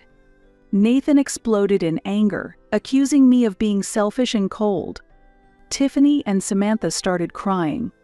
Kristen, my mother, said sternly, "What do you mean by welcoming the family without any preparations? Do you realize what you've done by making Samantha cry?" I took a deep breath. "Yes, I understand." "But do you understand, Mother? Do you realize how much burden we've been forced to bear?" "A burden." My mother's voice grew even louder. "Is it so hard to open your home for the family? You have plenty of room, and you don't even have children." "That's exactly it," I interrupted. "Why does not having children mean we have to provide unlimited time and money and carry all the expenses?" Douglas added quietly, yet firmly, "We would like a refund for the full amount." "What?" My mother stood up, shocked. Nathan leaned forward aggressively from his chair. "You must be joking. Is it really a joke?" I pulled a piece of paper from my purse. "This is a list of family event expenses from last year. Cleaning fees, meal costs, decorations, everything's recorded. It totals over $12,000. My mother and Nathan were speechless. Tiffany turned her face away. "We've put our time as a couple and even our vacation plans on hold for all of this. But we've reached our limit." A long silence ensued. Gradually, my mother's expression began to change. $12,000, she murmured quietly. "That much." "Mother," I continued calmly, "remember how it was when Grandma was alive? How did we handle family events?" My mother looked down, pondering. "Well, it was by turns. Sometimes we even went out to eat. So why is it only on us now?" My mother sighed deeply. Her expression slowly lost its anger. Then she did something unexpected. "Let's stop here for today," she said quietly but firmly. "Kristen has a point. We've been relying too much on them. Let's calm down and talk about this later." Her words changed the atmosphere of the room. While Nathan's anger did not subside, my mother's intervention prevented a complete breakdown. However, this incident was the beginning of a necessary change. Over the next few days, the family's relationship hung in a delicate balance. At my mother's suggestion, a family meeting was later scheduled, with her taking the role of moderator. "First, I want to apologize to Kristen and Douglas," my mother began. "We've taken their kindness for granted." Nathan still looked sullen but listened silently. "Going forward, We will rotate responsibilities for family events. If we can't manage, using restaurants or rental venues is also a good option. About the expenses so far. You'll refund them, right? I asked my mother. That is. Please refund $500 each month, I suggested. Okay. My mother agreed reluctantly. I pressed Nathan as well. It'll take time, but I'll pay it back. These words led to more realistic discussions. Repayment plans, a rotation system for future family events, and rules for sharing costs. The discussion lasted over 3 hours. Although emotions ran high at times, new rules were eventually established. Family events will be rotated among us. Expenses for significant events will be shared by the family. Respect each family's situation and limits. The first birthday party for Samantha under the new system took a different form than before. It was smaller in scale, but every family member participated in the preparations, contributing within their capabilities. My mother handled the decorations, and Tiffany prepared homemade cupcakes. As usual, I was in charge of the drinks and some simple finger foods. Nathan, though still showing some dissatisfaction, took on the responsibility of setting up and cleaning up the venue. Initially, the children were puzzled by the less extravagant party, but they quickly began to enjoy themselves within the warm atmosphere created by everyone's collaborative efforts. Hey, Auntie. Samantha came up to me during the party. Today's party is really fun. It's kind of nice doing things together. Her words unexpectedly warmed my heart. A child's genuine feedback seemed to affirm that our decision was right. That evening, after the party had ended, I sat down on the sofa. I was tired, but it was a good kind of tired, different from before.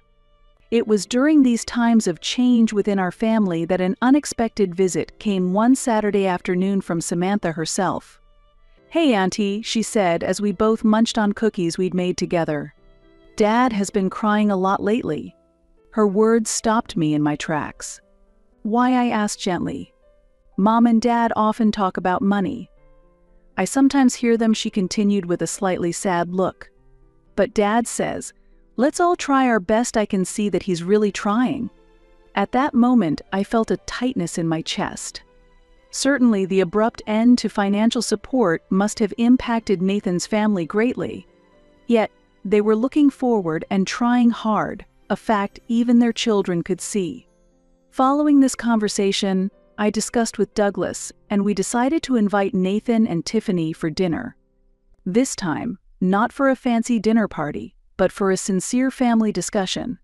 At the dinner table, Nathan opened up for the first time. Honestly, I was really angry at first. When the support was suddenly cut off, I didn't know what to do, he said, swirling his wine glass. But I realized that we had been relying too much on you guys. For our children's sake, we ourselves need to change. Tiffany, teary-eyed, shared her own update. I found a part-time job. It's not much, but I want to gradually get to a place where we can stand on our own. That night, during our lengthy discussion, we found new bonds as a family. It wasn't just about money. We were able to deeply share our dreams, fears, and hopes. Douglas made a new suggestion about the children's education costs. Instead of giving a set amount every month, how about we discuss and help each other out on special occasions or when truly needed? Nathan thought for a moment and then slowly nodded. That would be better.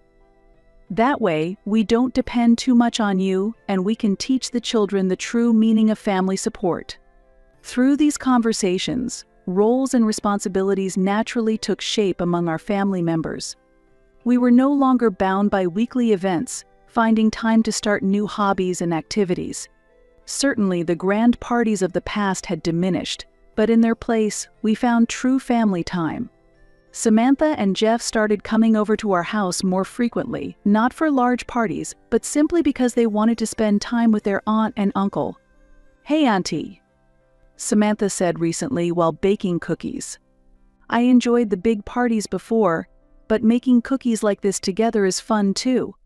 Her straightforward words made me realize anew that what truly matters is not the scale or the spectacle, but the quality of time spent together. Now, our family gatherings are filled with genuine joy. Dad's inheritance belongs to your brother. I can't believe someone would come to a funeral just for the inheritance. Please go home soon. Yes. Renounce the inheritance and disappear. At my father's funeral, I was unfairly targeted by my mother and brother. The inheritance was. There's no way I misheard it, right? I never intended to inherit anything in the first place. It's okay to give it up, right? Don't say it was a lie later, okay? Relieved, I did as I was told and left the place. Little did I know that my decision at that time would influence the fate of my family. I am 38-year-old Jenny. I love cats so much that I could almost say it's my hobby. When my daughter was still little, I had many concerns and hesitated to get a cat. But now that she is an elementary school student, I can take care of my beloved cats without worries. He. Currently, while raising a child and 3 cats, I am enjoying my days, but I was a timid child in my youth. This was due to my family environment. I am part of a family of 4 with my parents and a brother who is 2 years older than me. Hearing this, you might imagine a warm and happy family, but that was not the case. My brother Kevin was very skilled and quick-witted. He truly deserved to be called a genius. He could understand lessons just by listening a little, and didn't need to study much. He was also physically gifted.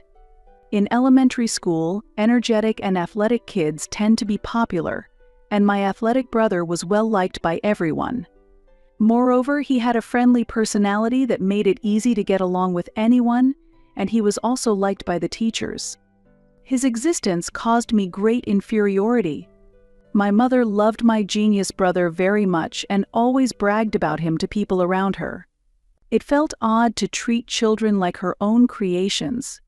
But my mother, a toxic parent, didn't care about such things. And she always concluded her stories with, "But my daughter is a failure. I was neither smart nor good at sports. I looked very ordinary, just a normal girl who could be found anywhere. I was like an extra, blending into the background. I had no notable features, and I probably wasn't of any interest to my mother. Whenever something came up, she would compare me to my brother, saying, 'Your brother is really smart, but you have no talents, or all the good qualities went to your brother.' Later, I learned that my mother had never wanted a girl. When she found out I was a girl, she was deeply disappointed, which I heard from my drunken father. After knowing this, I finally understood why my mother was so cold towards me. My birth was not desired by my mother. 'Kevin, let's have a snack. I made cupcakes today.' 'Mom's homemade ones? Can I eat a lot?' 'I made a lot, so eat as much as you want.' My mother and brother were having a pleasant conversation. There was only a plate for my brother on the table, and I couldn't find one for me.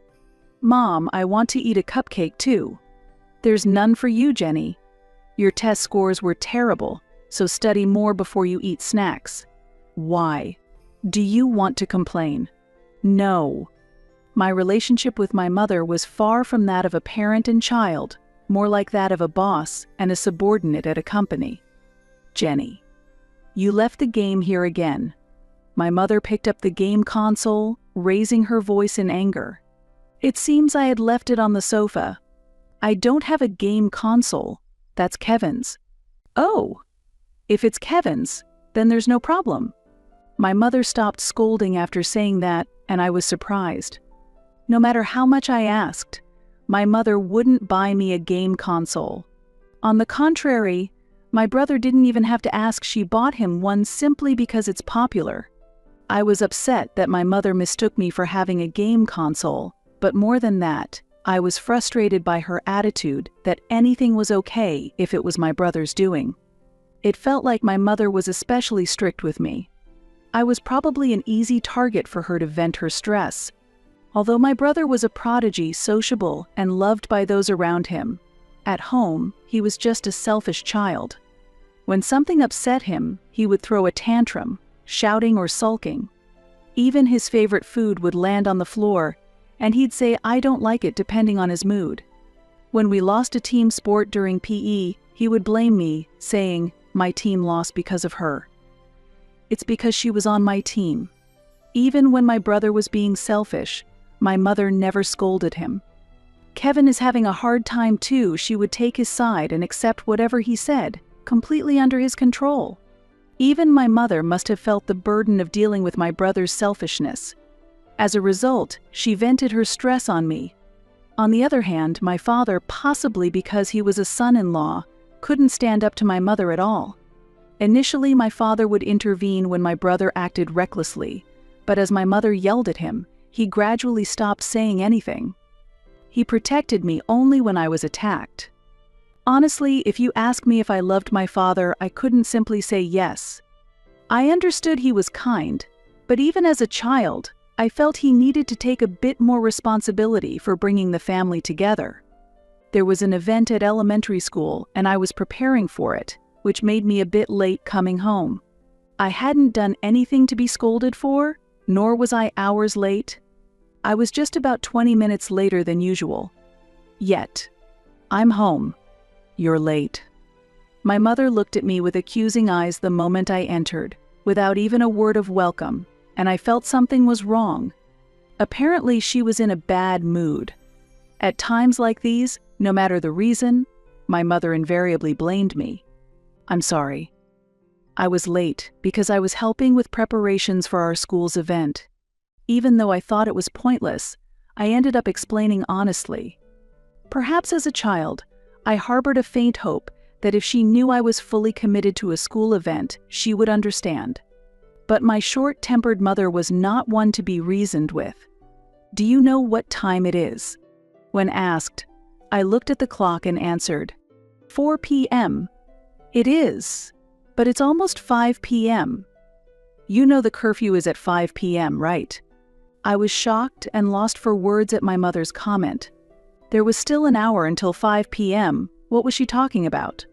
I'm shocked that you would do something so selfish. Wait a minute. I was just practicing for a play in class. Don't make excuses. I'm sorry. Next weekend, you said you were going out with friends, right? Yes. Cancel it. I won't allow you to go out for a while. Why not? Do you intend to talk back? Being glared at menacingly by my mother, I became unable to say anything more. I eventually had no choice but to do as my mother said and called to cancel my plans with my friends. My friends were angry, saying we had already booked the movie, and my mom had even taken the day off to drive us. Because there were hardly any bus services, a friend's mother had agreed to drive us. Considering it was a work day and she had taken time off specifically for us, it was understandable why my friend was angry. Because of this incident, I drifted apart from that friend. Rather, she said, I can't believe you anymore, and stopped talking to me. I could only tell her I had to cancel because my mom said no, so they probably thought my family was a hassle. It felt reasonable that she would want to keep her distance. Furthermore, since my friend talked about this incident with other friends, I became known as Jenny who doesn't keep promises, and I ended up with fewer friends. It wasn't just this incident that caused me to have fewer friends. Since that day, my mother had been commanding me, don't play around after school, come straight home. You're forbidden from going out with friends. Why did I listen to my mother so much, you ask? A primary school student can't do much against their parents. I knew I couldn't even live without relying on them. I don't know who else I could turn to. I had defied my mother many times, but every time there would be no meal for me. Even when she said that's fine with a laugh, the next day my room would be trashed. The sheets would get torn apart, the head of a doll I cherished was removed, and I even found my treasured snow globe was broken, its contents scattered on the floor. Of course, it was my mother who did it. Once, I was yelled at just for calling her mother. All my friends had stopped calling their mom's mom, so I tried the same. It's so old-fashioned to call me anything but mom, she said, and slapped my cheek. Yet my brother calls her mother and doesn't get scolded. My mother could suddenly become angry at unexpected times, and honestly, I didn't know how to deal with her. As a primary school student, I didn't have the courage or strength to stand up to such a mother. Inside the cage called home, all I could do was endure. Living while being mindful of my mother's mood became the norm, and years passed like this. My brother successfully passed the entrance exams to one of the top schools in the state. With that, my mother began to spoil him even more than before. When my brother said he wanted to work part-time because there's something I want to buy, she would increase his allowance to $1,000 and buy him an expensive instrument for the brass band he joined, allowing him to do whatever he wanted. When it was discovered that she had taken out loans for my brother, my father was furious. But my mother showed no signs of remorse. "It's an amount I can repay with my part-time job earnings, so it's not a problem," she justified. My father was so appalled by her statement that he gave up, saying, "Do whatever you want." A truly admirable brother would try to be independent without relying on his parents. But my brother's selfishness only escalated. Whenever he said he wanted a license or clothes, my mother would give him money each time. Not content with a monthly allowance of $1,000, my brother started asking for more. It seems he wanted to create an image of a rich, smart person by generously distributing money around him. It's often said that there's a fine line between genius and foolishness, and I felt that description perfectly suited my brother. My mother was obsessed with the idea that he'll be a big shot in the future, so we're just investing for that future when it came to spending money on my brother. Now I'd like to say it's like investing in a loss. While my mother showered my brother with much love, it seems she still wasn't very interested in me. She completely forgot about an important three-way meeting before my high school entrance exams, and she also forgot to pay my high school entrance fee. Luckily, my father handled it quickly, and it worked out, but if his response had been a little later, I wouldn't have been able to attend high school. My mother explained it away as an oversight, but even that I doubt. Since I couldn't work part-time in high school, I planned to get a job after graduation, and at 18, I was able to leave home. My mother said, "If you beg on your knees, I might pay for college, but if you can't do that, figure it out yourself," but I had no such intention. Feeling that staying in school would keep me tied to this house, I never intended to go to college in the first place. After all, unlike my academically gifted brother, I was average in studies and sports. The desire to leave home, though challenging as a high school graduate, outweighed my interest in further studies. Even now, I feel that decision was correct. After that, I started working at a bread factory. Though I planned to live alone once I saved enough money, I was able to move out at the time of my high school graduation because there was company housing available. Lately, my brother has been causing trouble at home, possibly due to mental pressure. My mother, who continued to indulge him, now seemed stressed by my brother's tantrums, lashing out not just at me but also at my father. I wanted to leave that home as soon as possible. The company housing was old, and a troublesome supervisor lived next door. It wasn't a very comfortable environment, but still, it was better than my parents' home. However, I didn't intend to live in the company housing forever. Aiming to advance my career, I started studying for a medical office certification while working at the factory. That effort paid off, and I was able to change jobs in my 20s. I started my dream job in medical administration at a nearby hospital.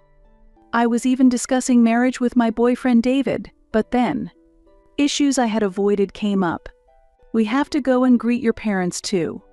The moment my fiancé David said that, I froze. I didn't want to take him to my house. It's not necessary to greet my family, David's parents are enough, I think. That won't do. I'm marrying their precious daughter, after all. No, my family isn't like that. David thought I was joking and laughed it off. What's that supposed to mean? But I couldn't laugh. What? You're not joking. I haven't told you anything about my family, have I? I made up my mind and told him everything about my family. Though I was anxious that my family issues might lead to a breakup, I couldn't keep it hidden any longer. After hearing my story, he understood the situation and suggested, Even so, let's visit your parents at least once. Why? To be honest, if they're that troublesome, they might complain later if we get married without telling them. That made sense.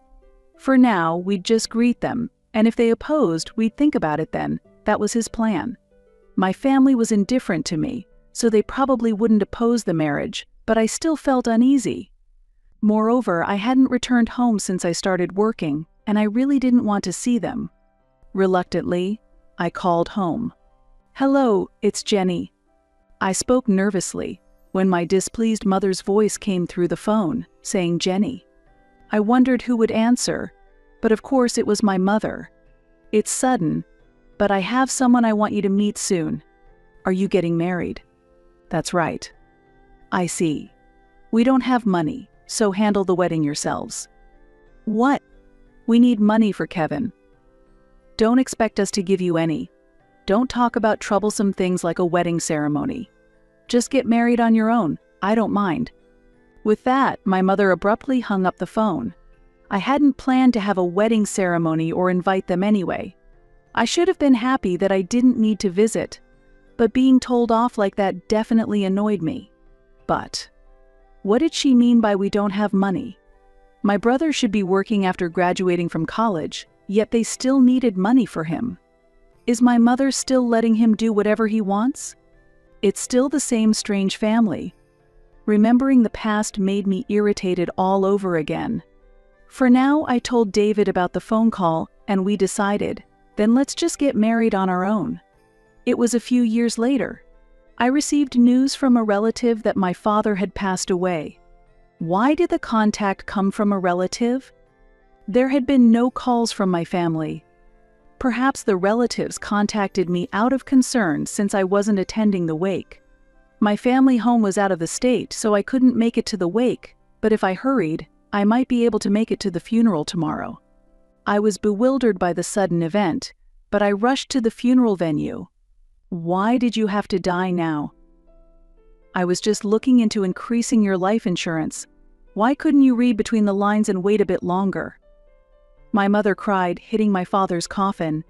Father had been ill, so I thought it unlikely he'd qualify for good insurance, but I doubted my mother would understand.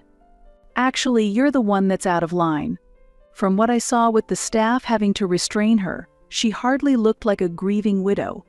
My brother was also crying out loudly, "What about my debts?" It seemed that neither was mourning the loss of my father but rather lamenting over money. What a terrible family. The relatives seemed to feel the same, watching the two of them with expressions of shock and disappointment. "Jenny, isn't it? Why are you here? We didn't contact you." The moment my mother noticed me, she rushed over, surprised. My brother followed her. I got a call from my uncle.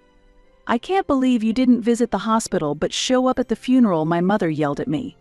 She continued to scream without regard for the eyes around us. "Dad's inheritance is for your brother. I can't believe you'd come to the funeral for the inheritance. Please go back home." "What?" I was so shocked by my mother's unbelievable words that I was left stunned. "Weren't you the one who hid the fact that Dad was fighting an illness?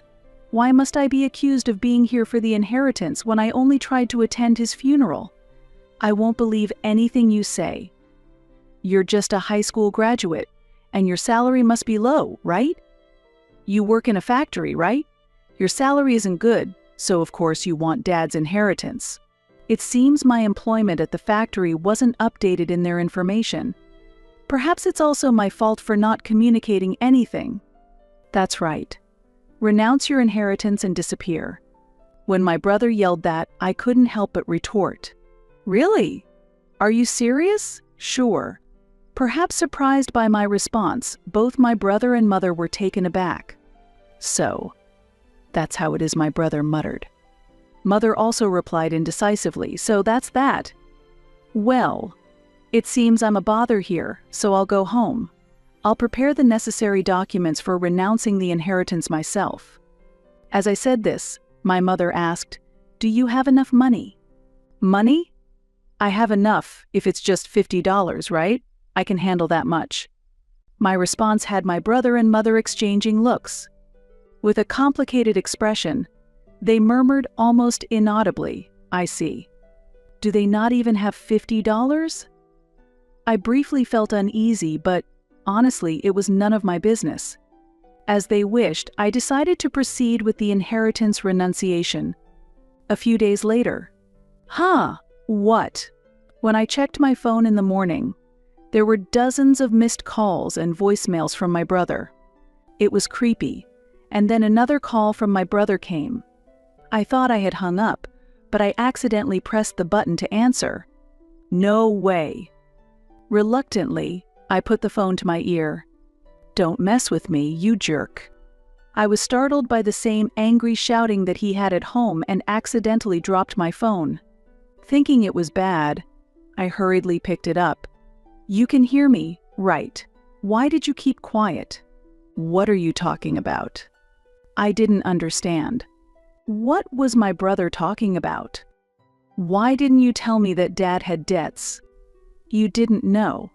I was taken aback by my brother's words. Exactly. How did you find out about the debts? It's not that big of a deal. Dad told me a few months ago. He told me everything when I visited him at the hospital. Father already knew he didn't have much time left. Because she's useless, don't tell her my mother had decided on her own not to tell me that my father had been hospitalized, and she had told my father to forget about me. But my father wanted to see me, and at the last minute, confided his condition and asked me to come to the hospital. That's when he confessed that he had taken on a debt for a junior colleague, which was now overdue. How meddlesome could he be, taking on someone else's debt? He was just too kind. Moreover, this colleague had borrowed money from my father, claiming he had no living expenses, but later it turned out he had overspent at nightclubs. As a result, the colleague divorced and ran away at night, leaving my father to cover the payments. But that wasn't all. Things will get tough for the family if this doesn't sell. My father was approached by his boss, who made him buy a lot of strange water. This water was supposed to remove fatigue, improve luck, and lead life in a better direction. Let's be honest, even if it worked, it would only be a placebo. Father realized it was a scam, but he bought the water out of sympathy for his boss. He should have sold it to someone else to make profit, but due to his nature, he couldn't bring himself to sell such a product to others, and he ended up in debt. Since I left home, I was told not to inherit the estate under any circumstances, so I've been wondering how to tell you guys about renouncing the inheritance. But on the day of the funeral, you told me to give it up, which was just perfect. It made things easier for me. I spoke in a cheery voice. Then, my brother raised his voice. "If you knew, you should have told us too. You're awful. I didn't think you guys didn't know. After all, you were cherished by both Dad and Mom. You've lived at home all this time, you must have known about the debt long ago. Are you kidding me? Stop messing around. You have no idea what kind of life we've been leading." My brother was shouting almost frantically. I could hear footsteps stomping in the background over the phone. What kind of life? You went to college and was smart enough to get a decent job? No. I haven't got a job anywhere. Mom said it was okay not to work. Seriously. I was astonished that he was still saying such childish things. His selfish nature had worsened because our mother never disciplined him. My brother was ranting. It's not my fault, but it was clear that he was in the wrong. At that moment, I heard my mother's voice on the phone saying, "Let me talk." "Hello, it's Mom." "Yes." I still get nervous in front of my mother, and a strange anxiety spreads inside me. Calm down.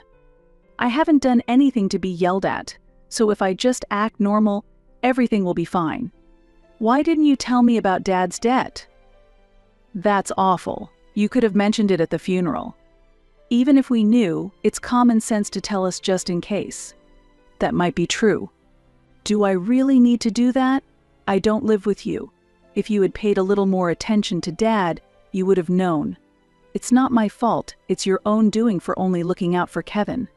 I'm so done. You always say such unkind things. Just listen to me for once."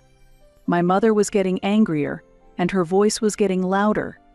Remembering past events, I felt my body tense up, but then my husband, who was sleeping beside me, woke up and squeezed my hand, asking, "Are you okay?"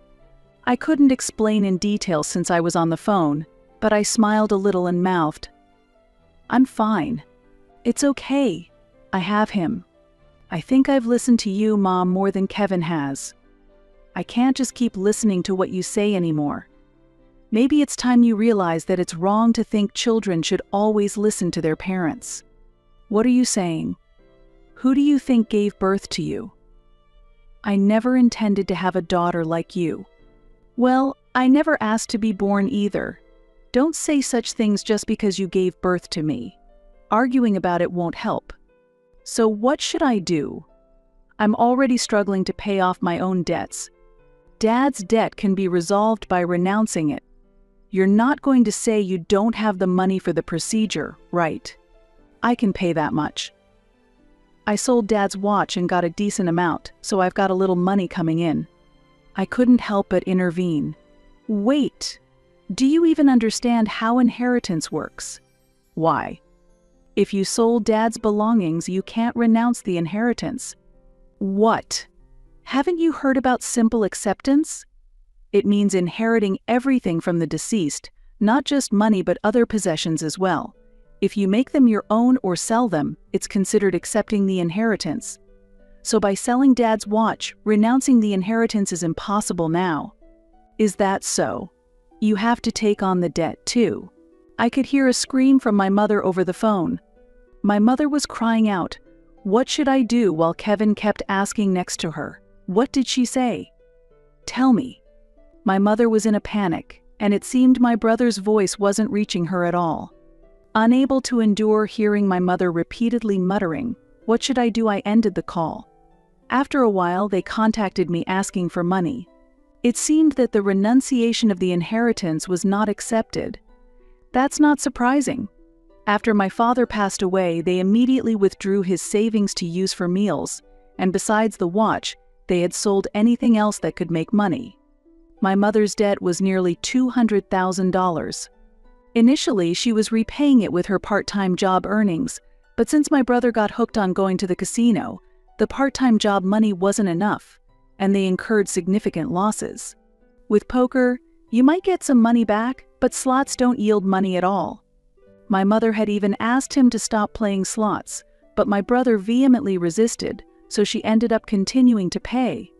The brother, once considered a promising genius, now had no trace of that past.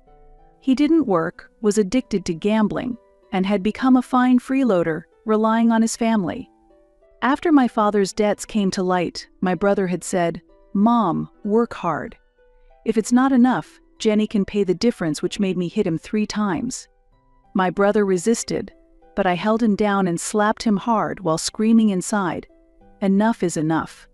I braced myself for retaliation from my brother, but surprisingly, he didn't get angry at all.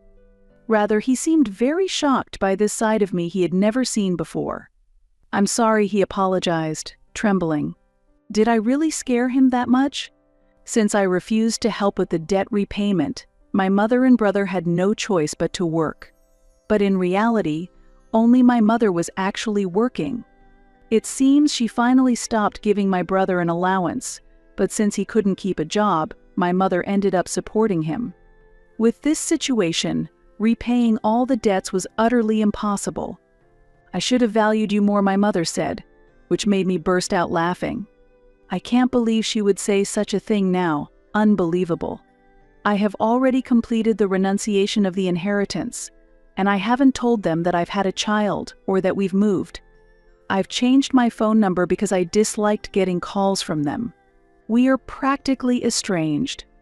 The next time I see them will probably be when my mother passes away. I haven't decided whether I will attend the funeral or not. Despite everything that has happened, I'm now enjoying life with my husband, daughter, and our 3 cats.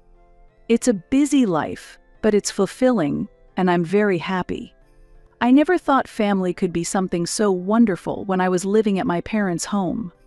I'm truly grateful for my husband and daughter who have brought me happiness. The cats we have were adopted from a pet adoption event that my daughter, who is interested in rescue activities, and I attended. Having not felt loved by my parents, I feel a special connection to these rescue cats who have faced similar fates.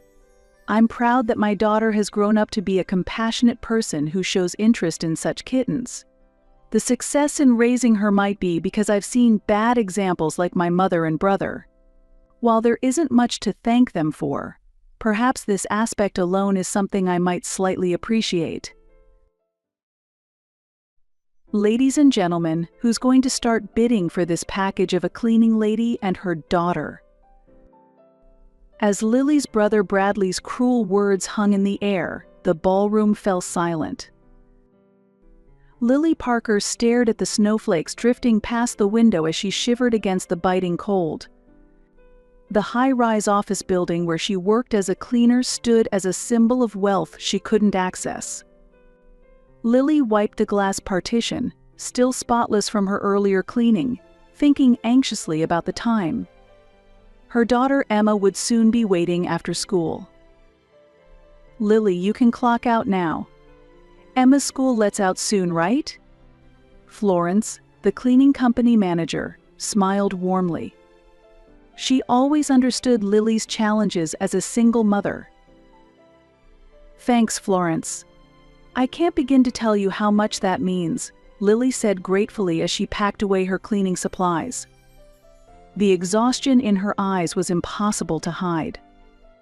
Raising a 10-year-old daughter alone while working as a cleaner was a daily struggle. Despite these hardships, their modest life overflowed with genuine love. Walking back to her aging apartment building, Lily checked the mailbox. Among the bills was an elegant cream envelope addressed to her. Inside was an invitation printed in gold lettering on thick paper. "You and Emma are cordially invited to the wedding of Bradley Parker and Sophia Bradford." Lily's heart sank. Her brother Bradley was getting married. With his MBA and banking career, he'd become engaged to Sophia Bradford, daughter of a prominent real estate tycoon. Clutching the invitation, Lily climbed the stairs to her apartment, emotions churning inside her. "Mom." When she opened the door, Emma jumped up from her science homework and raced to hug her. Her daughter's bright smile instantly melted away Lily's weariness. "How was your day? Learn anything cool at school?" Lily asked, holding her daughter close. "Yes, I got the highest score on our science project." Emma beamed with pride. While cooking dinner, Lily contemplated the invitation. Since her father Michael had died from a heart attack years ago, she'd been gradually pushed out by her mother, Helen, and brother. Helen had always favored Bradley while treating Lily with cold indifference. Only her father had truly supported her, and now he was gone. Lily doubted whether attending the wedding was worth the inevitable pain. Everything changed when Emma discovered the invitation during dinner. "Uncle Bradley's wedding. Can we please go?" Emma exclaimed, eyes sparkling with excitement. To her, this was a magical opportunity. Lily smiled despite the anxiety gnawing at her insides. How would her mother and brother treat them at such a high society gathering? They had always been the family's outcasts. That night, after Emma had gone to bed, Lily sat on her worn living room couch and opened an old photo album, tracing the images of moments shared with her father. Tears silently rolled down her cheeks. Michael Parker might have seemed like a tough real estate executive to others, but with Lily, he'd always been gentle and supportive of her choices. Since his death, Lily felt like she'd lost her only ally in the family. Her sense of belonging completely evaporated. The next morning, Lily called her brother Bradley.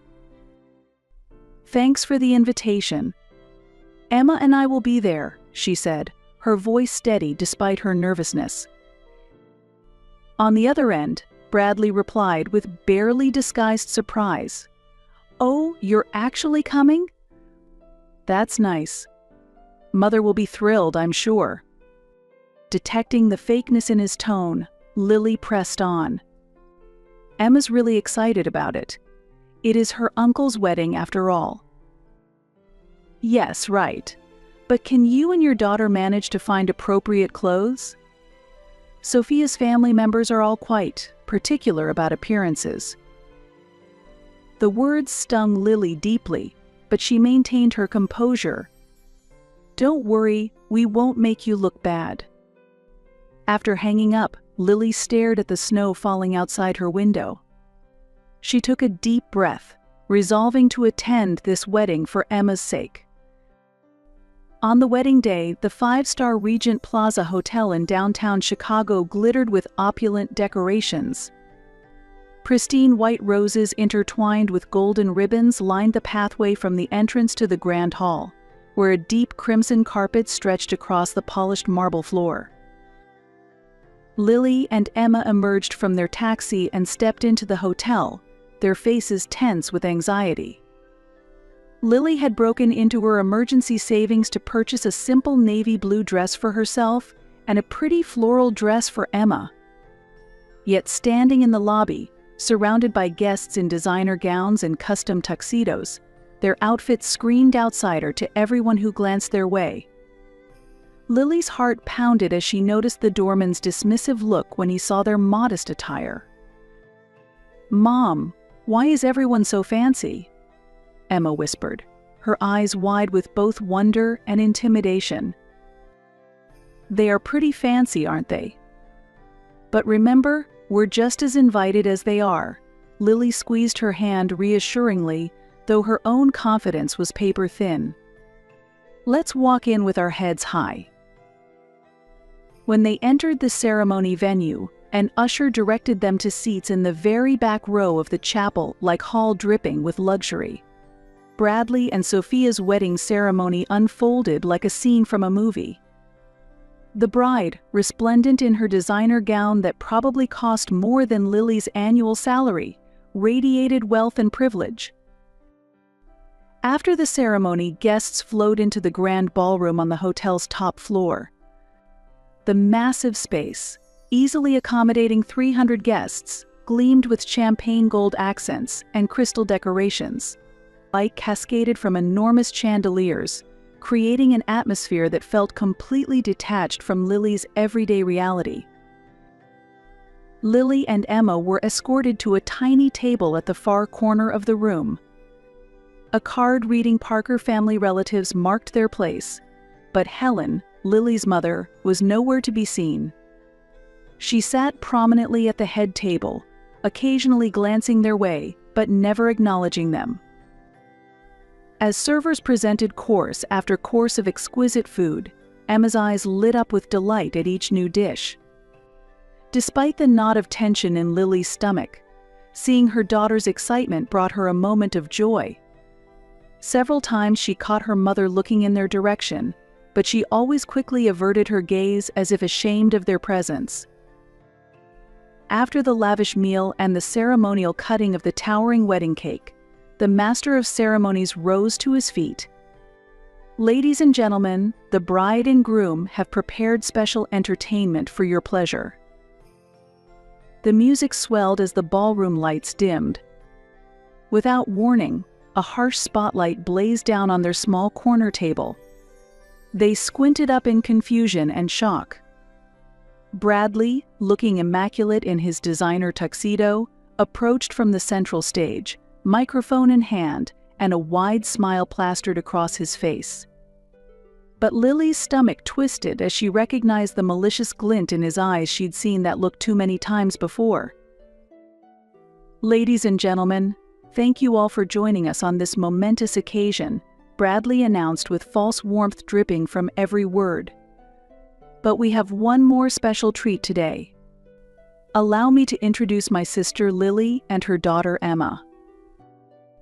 Every eye in the ballroom swiveled toward their table.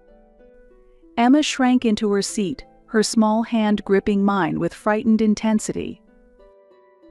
As you can see, my dear sister works as a cleaning lady, and her daughter, my adorable niece, well, they exist in quite a different reality than the rest of us."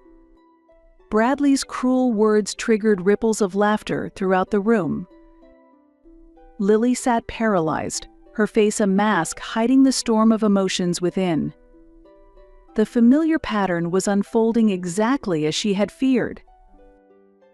"Since tonight is all about new beginnings, I thought we'd host a special clearance sale," Bradley announced with theatrical flair.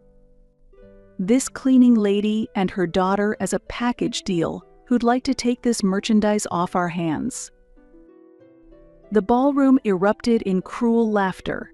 Wealthy guests in their designer outfits were enjoying their humiliation as if watching street performers. Emma's eyes filled with tears that threatened to spill over. "Mommy," she whispered, her voice breaking as she looked up at Lily. Lily tried to stand to escape this nightmare, but froze when Helen rose gracefully and took the microphone from Bradley. "Since we're having a clearance sale, I should mention we can start the bidding at $0, Lily's mother announced with a polished laugh. "Defective merchandise should really be marked down, shouldn't it?" Another wave of laughter crashed through the room. Lily's chest constricted with rage and shame. Emma was now openly crying, her small shoulders shaking with each sob. Seeing her daughter's distress finally broke through Lily's shock. "We're leaving, Emma," Lily said softly, squeezing Emma's hand as she began to rise. That's when a clear, authoritative voice cut through the cruel laughter. $100,000. The room fell instantly silent. Every head turned toward the source. Standing at the back of the ballroom was a woman with perfect posture, her silver-streaked dark hair elegantly styled, wearing an impeccably tailored suit. Her piercing eyes radiated calm strength. "I'll pay $100,000 for this woman and her daughter," she repeated firmly. Bradley forced an uncomfortable laugh. "Well, someone has a strange sense of humor." "This is not a joke," the woman stated as she walked deliberately toward the center of the room. "I am Diana Collins, Michael Parker's executive secretary." I gasped. My father's secretary? Though I'd heard her name mentioned occasionally, I'd never met any of my father's business associates. Diana strode to the center of the ballroom and looked directly at Lily and Emma, offering a small, reassuring smile. Then she slowly turned to face Bradley and Helen, her expression hardening into icy contempt. "Shall we continue with this degrading spectacle?" she asked, her quiet voice carrying effortlessly through the silent room. "Or shall we proceed to the moment of truth?" At Diana Collins' words, the grand ballroom fell into stunned silence. The crystal chandeliers cast dramatic shadows across her determined face.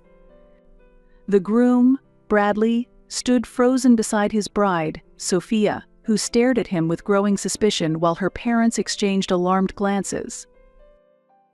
"Before I proceed, I must apologize," Diana turned to face me. "Ms. Lily, Emma, I'm truly sorry for revealing the truth in such a public manner.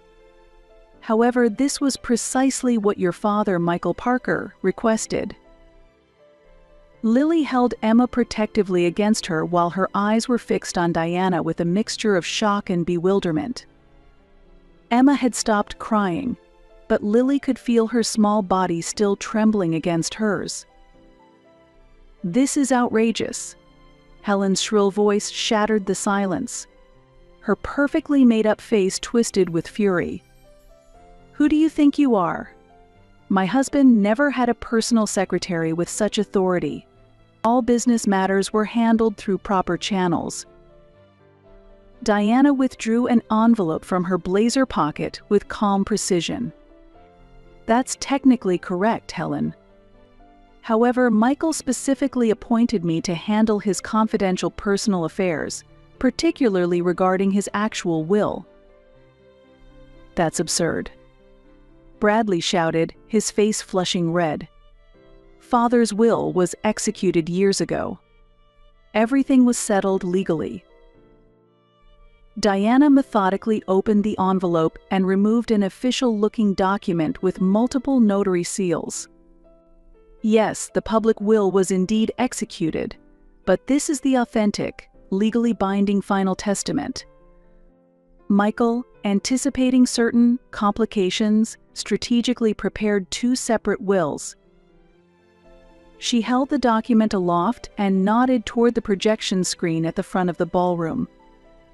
The room gasped collectively as the contents appeared on screen. Under the bold heading Michael Parker's Final Will and Testament, detailed provisions were clearly outlined. The document explicitly stated Michael Parker's intention to bequeath 60% of all his assets, complete ownership of all Parker real estate holdings and properties to be equally divided between Lily Parker and his granddaughter Emma Parker. Shocked murmurs rippled through the crowd. Helen and Bradley turned ghostly pale, exchanging panicked glances. Sophia's father gripped his daughter's arm and whispered urgently in her ear. Diana continued with unwavering composure. The remaining 40% is allocated as living security for Helen Parker, though with no voting rights or authority. Complete management control of Parker real estate is transferred immediately to Lily. She produced another document from her portfolio. This contains detailed financial records spanning the past 7 years, including evidence of unauthorized fund transfers orchestrated by Helen and Bradley Parker. The screen now displayed an intricate web of financial transactions and bank records. The stunned crowd watched as Diana methodically explained each damning piece of evidence. In the months before Michael passed away due to heart failure, he had become increasingly worried about his declining health. He confided in me his deepest fear that after his death, Lily and Emma would face cruel treatment from the family, Diana explained, her voice softening with emotion. Tears streamed down Lily's cheeks as the truth washed over her. All this time, her father had been watching over them, planning meticulously to protect them even after he was gone. Her heart ached with love as she recalled the treasured photo of him she carried in her wallet. Michael tasked me with monitoring Helen and Bradley's activities for years, gathering evidence of their misconduct, and revealing everything at precisely the right moment. Diana continued. He admired Lily's independence fiercely. He wanted to see her succeed through her own determination and grit, while simultaneously ensuring that the inheritance that rightfully belonged to her would eventually reach her hands. Helen rose from her seat, her entire body shaking with fury. "This is absolute rubbish. I'm Michael's wife. The law clearly states that I have primary rights to his company shares." "That's incorrect," Diana replied with unshakable composure. "This will has been legally authenticated and already filed with the court. In fact, a judge is present as witness." She gestured toward a serious-looking woman sitting quietly in the corner of the ballroom, who acknowledged with a slight nod. "This is blatant fraud," Bradley bellowed, his face contorted with rage. "We've done absolutely nothing wrong." Diana retrieved a final envelope from her portfolio. "Then perhaps we should hear Michael's own words." She carefully removed a handwritten letter and began to read in a clear, respectful voice. "My dearest Lily and Emma. If you're reading this, it means Diana has carried out my final wishes, and you're likely feeling overwhelmed right now. First, I want to apologize. I'm sorry for keeping the truth from you all these years, but I had my reasons. I needed to confirm what I already knew, that you, Lily, possess the strength and wisdom to raise Emma beautifully. And I needed to expose Helen and Bradley's true characters to everyone who matters. They've been manipulating me for years, misappropriating company assets for their personal gain. As my health failed, they were already scheming to block you from the company completely and eliminate your rightful inheritance. But you, Lily, are my true heir. Your integrity, resilience, and most importantly, your compassion. These qualities matter more in business than any MBA ever could. Emma is growing into an extraordinary young woman. Your love and dedication shine through in everything she does. Parker Real Estate belongs to you, Lily, and someday it will be Emma's. No matter what Helen and Bradley attempt, this will is legally binding and unbreakable. Trust Diana completely. She has been my right hand for 20 years and will protect you both. One last thing, I am so enormously proud of you, Lily and Emma. Know that Grandpa is always watching over you. All my love. Dad. When Diana finished reading, a profound silence settled over the ballroom. Tears flowed freely down Lily's cheeks, leaving trails through her carefully applied makeup. Emma gazed up at Lily with wonder in her eyes. "Mom, did Grandpa really remember me?" she whispered. Lily pulled Emma into a tight embrace, her voice breaking with emotion. "Yes, sweetheart. Grandpa loved you more than anything." Helen and Bradley stood frozen, the color completely drained from their faces. Sophia's father leapt to his feet, his voice thundering with indignation. "What kind of scam is this? My daughter nearly married into a family of embezzlers." Sophia stared at Bradley, her expression transforming from confusion to disgust as the truth sank in. Her eyes reflected the pain of betrayal mixed with cold fury. Diana approached Lily's table and spoke softly. "Ms. Lily, Emma, we should leave now. All the legal processes have already been initiated. There's much more I need to explain to you both." Lily stood with newfound strength and took Emma's hand firmly in hers. As she surveyed the opulent ballroom one last time, Lily felt a strange detachment. Her mother and brother were simply strangers now. Their power over her completely evaporated. What filled her heart instead was overwhelming gratitude toward her father and fierce determination for the new life that awaited them. Diana's sleek sedan glided away from the Regent Plaza's service entrance. From the passenger seat, Lily watched Chicago's city lights blur past the window while tucking a blanket around Emma, who had fallen into exhausted sleep in the back seat. Her emotions churned like a storm: love for her father, anger and heartbreak over her mother and brother's betrayal, and most of all, the shocking realization that her family's rejection had been built on calculated lies. "You must be exhausted," Diana said gently. "I've arranged rooms at a hotel nearby. The formal legal proceedings will begin tomorrow, so you should try to get some rest tonight." I inhaled deeply before asking the question that had been burning inside me. Why didn't my father tell me anything? Why keep all this secret for so long? Diana considered carefully before answering. "Michael was trying to protect you. He had uncovered Helen and Bradley's financial schemes years ago, but chose not to confront them directly. When his health began failing, he anticipated exactly how they would behave.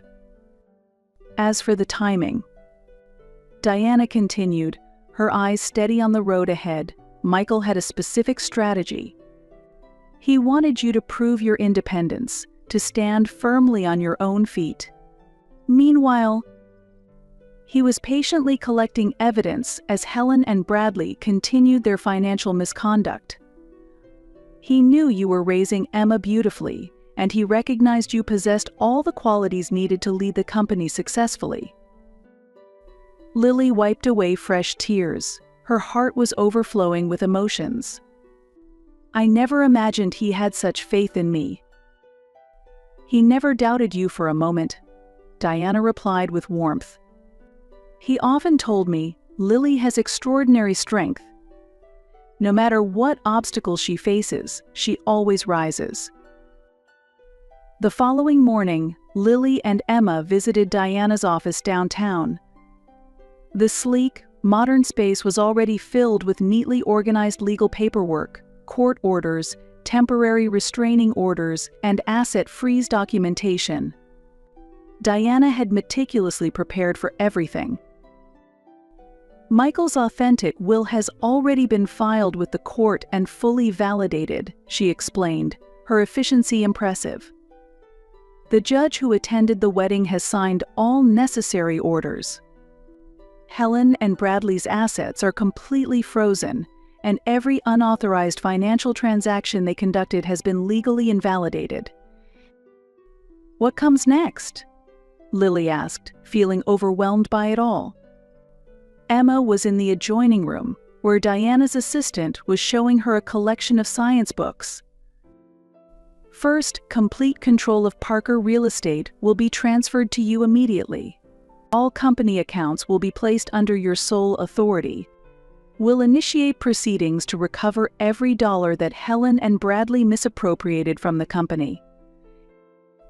Lily buried her face in her hands, suddenly struck by the magnitude of what was happening. How can I possibly run such a massive company?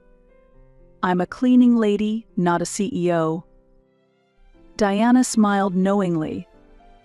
You graduated high school with honors, didn't you? Michael knew everything about you. He was well aware of your natural intelligence and work ethic. As for practical experience, the company already has an excellent team in place. And I'll be there to guide you through every step. Michael planned for this transition in meticulous detail. In the weeks that followed, Lily's life transformed completely. Legal proceedings moved swiftly, with Diana's carefully gathered evidence proving irrefutable. Helen and Bradley lost access to all their assets and were court-ordered to repay every cent they had diverted from the company coffers. Sophia immediately broke off the engagement, and Bradley vanished from Chicago's social circles. Helen followed suit, both forced to relocate to a modest apartment outside the city and live in anonymous obscurity. Emma transferred to a prestigious private school. Lily began commuting to the company headquarters daily, assuming her new role as CEO of Parker Real Estate. Though the transition created initial turbulence, her methodical approach and attention to detail skills honed through years of cleaning work gradually earned respect from the executive team. "You're definitely Michael's daughter," remarked one senior executive who had worked with her father for decades. "You've inherited his sharp business instincts and genuine compassion for others." Lily acknowledged the compliment with a quiet smile, feeling her confidence grow daily. Several months into her leadership of the company, Lily invited Diana to dinner at her new home. Their relationship had evolved beyond professional boundaries. They now discussed personal matters alongside business concerns. "There's something else you haven't shared with me, isn't there?" Lily asked while pouring them each a glass of wine. Emma had already gone to bed after an exciting day working on her science fair project. Diana considered her question carefully. "Michael first approached me nearly a decade ago.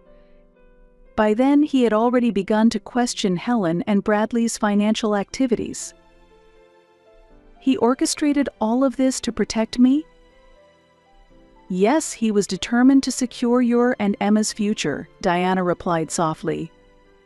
"Before he died, he made me promise one thing above all else, to watch over Lily and Emma." Lily smiled with genuine warmth. "You've certainly honored that promise." From that moment forward, Lily's life blossomed with a new purpose. She unveiled a fresh vision for Parker Real Estate, focusing on sustainable housing developments and specialized residential projects for single-parent families. "I intend to honor my father's legacy by steering this company in a bold new direction, Lily announced confidently at her first board meeting. "We will transform Parker Real Estate into a business that actively improves lives and strengthens communities." Her proposal received unanimous support. I also established the Michael Parker Foundation, dedicated specifically to empowering single parents. Emma became the foundation's young ambassador, eagerly participating in community events and fundraisers. "Mom, I want to help struggling families too, just like Grandpa did," Emma declared one evening after a foundation event. Lily wrapped my arms around Emma, her heart swelling with pride. "You absolutely will, sweetheart." Lily's relationship with Diana evolved beyond professional boundaries. She became not just a trusted advisor but a true friend to Lily and a meaningful presence in Emma's life. Diana began taking Emma to science competitions on weekends and introducing her to successful women in STEM fields who could inspire her growing interest in science. On Lily's first day occupying her father's executive office, Lily lifted his framed photograph from the desk and whispered to it, "Thank you, Dad. I won't let you down." Beyond the floor-to-ceiling windows, spring sunshine bathed Chicago's skyline in golden light. In a cramped apartment on Chicago's outskirts, Helen stood at the window, staring blankly at the rain-drenched parking lot below. Her appearance, once defined by designer clothing and perfect styling, had faded dramatically, replaced by discount store basics. In the small living area, Bradley hunched over his laptop. He now worked as an entry-level clerk at a struggling real estate agency. His engagement to Sophia had been publicly broken, and every door in Chicago's high society had firmly closed against him. "Do you want some coffee?" Bradley asked, glancing up from his screen. The arrogance that once defined his demeanor had been replaced by a subdued resignation. "Tea would be fine," Helen replied with a heavy sigh. 2 years had passed. Their lives had undergone a complete reversal from their luxurious lakeside mansion to this basic 2-bedroom apartment, from chauffeur-driven cars to public buses. For the first time in their privileged lives, they were forced to earn their own living. Unlike the traditional ending, Lily never invited them to her office. She never arranged a tearful reconciliation. The plate on my office door reading Parker Real Estate, President Lily Parker, represented a complete break from her past. When she'd finally settled into her new role, she made the decision that truly cemented her independence. She sent formal notification through Diana that she would maintain no contact with Helen or Bradley. "Why do you not want to meet with them?" Diana had asked, without judgment. "Some bridges should remain burned," Lily replied with calm certainty. "Emma deserves better role models than people who saw her as merchandise to be discarded." Diana nodded with understanding. "Your father would respect your decision." In time, Lily's leadership style earned respect throughout the industry. Sales executives who had initially doubted the cleaning lady CEO now sought her approval on major deals. Lily's first-hand experience with housing insecurity sparked new developments, creating truly livable spaces that garnered industry awards. Emma thrived in her new school, winning the regional science fair with an innovative water filtration system. Lily watched her confidence grow daily, free from the shadow of the family who couldn't appreciate her brilliance. Some evenings, when Lily and Emma enjoyed dinner on their new home's terrace overlooking the city, Lily would think about how far they'd come. "Mom, do you think Grandpa would be proud of us?" Emma asked one such evening. Lily smiled, watching the sunset paint Chicago's skyline in vibrant hues. "I don't think about it, sweetheart. I know it."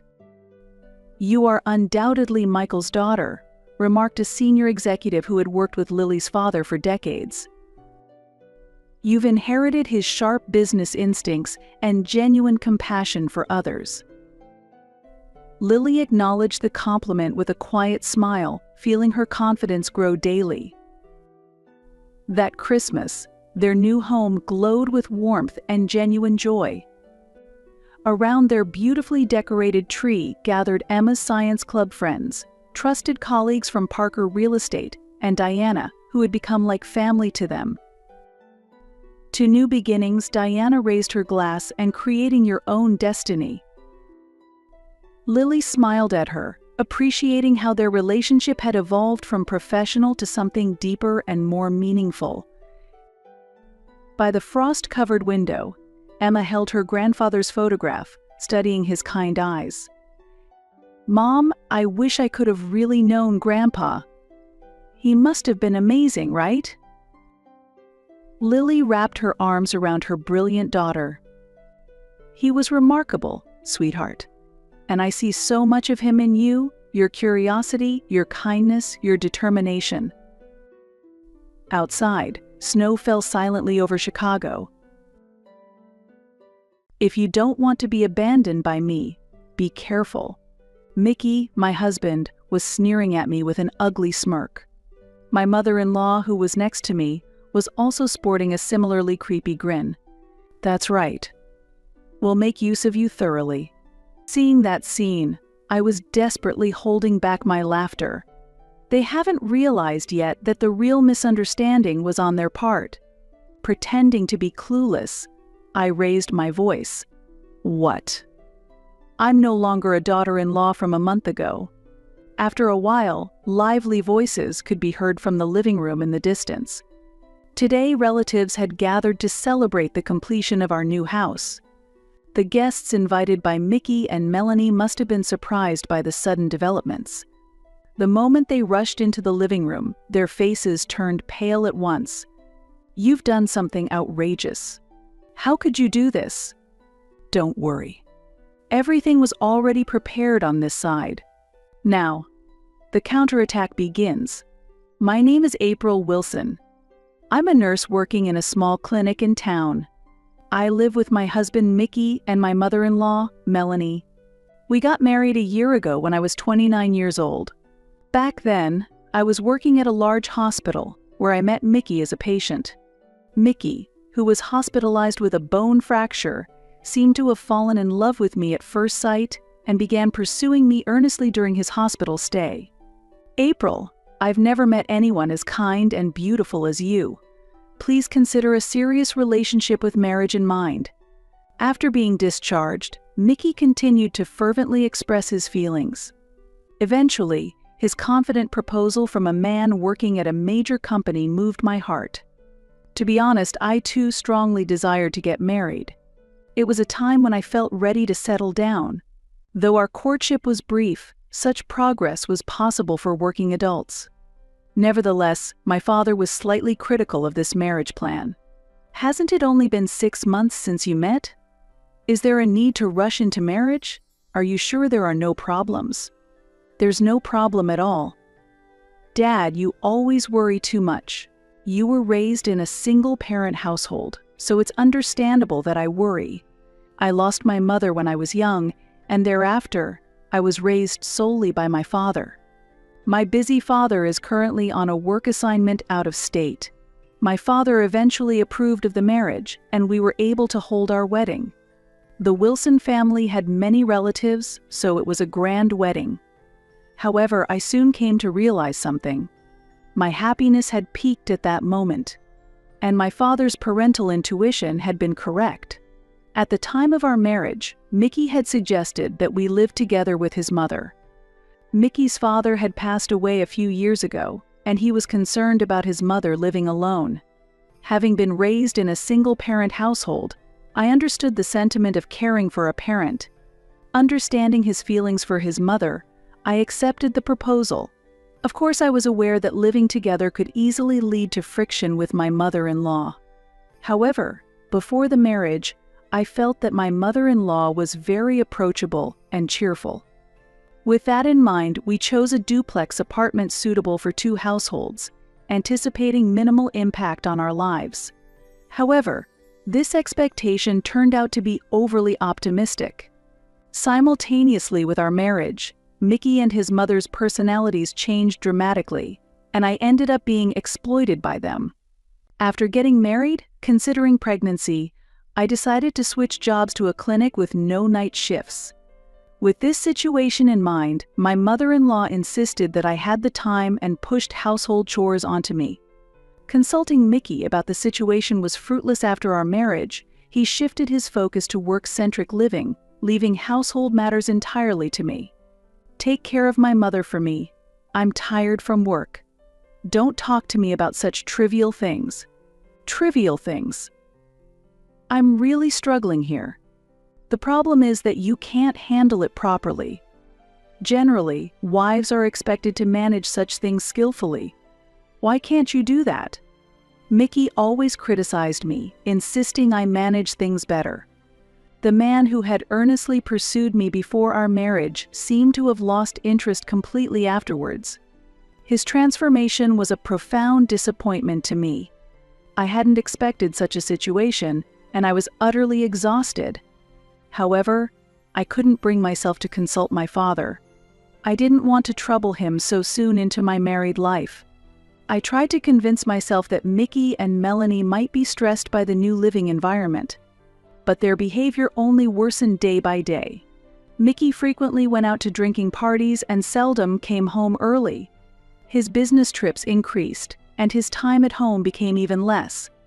What was most unpleasant was that Melanie used a spare key to enter our place without permission while I was out. She would take my personal belongings without asking. Not only jewelry and bags, but she even took clothes that didn't fit her.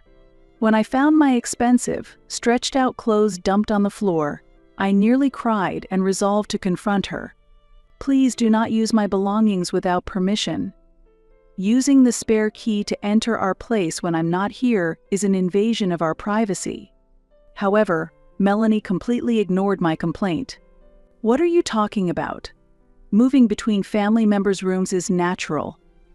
There's no such thing as privacy in a family. But in that moment, my anger took over, and I confronted her. Please apologize. This is utterly unacceptable. Unacceptable? What an exaggeration. I am a human being too. It's not unreasonable to have things I cannot forgive. If necessary, I will call the police. In response, Melanie, full of anger, retorted and shouted, "It doesn't matter. We are family, after all. Enough already." Shocked by her statement, I was at a loss for words. When Mickey returned home, I immediately told him about the incident, but he did not understand. Just before leaving the room to head to the bath, Mickey coldly said, "I expected some skills from you as a nurse, but you really are incompetent." Hearing those words, I felt unbelievable. I was overwhelmed by a sense of my world crumbling. This is impossible. I decided in my heart that I had to divorce. I didn't want to worry my father, but I was pondering how to bring it up and how to stand up to this mother-in-law and husband. A few days later, Mickey suddenly proposed buying a house. He was enthusiastic about building a custom home to his liking, and I superficially complied. Might as well let him build the house he wants.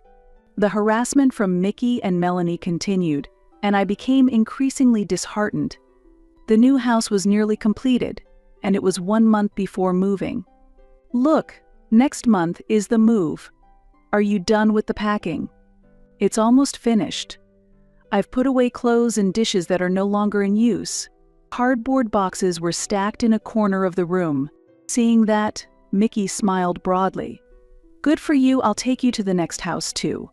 Someone incompetent like you is useless wherever you go. Be grateful." However, I had already made up my mind. "I won't follow you anymore. Please divorce me." "What?" "I refuse to work as a servant for you and your mother anymore. I am requesting a divorce." The moment I said those words, Mickey's face turned fiercely angry with rage. He raised his hand towards me without hesitation. When I realized it, I was on the floor from the strong impact. "Don't get cocky. You're not a house servant or a wife anymore. You're a maid. Pay $100,000 to celebrate the new house. A maid. With my hand on my slapped cheek, I looked up at him in disbelief. Mickey, revealing his true nature without hiding his lack of humanity, raised his hand again while I was still dazed. Not just his hand, but his foot too, and the verbal abuses were mercilessly directed at me.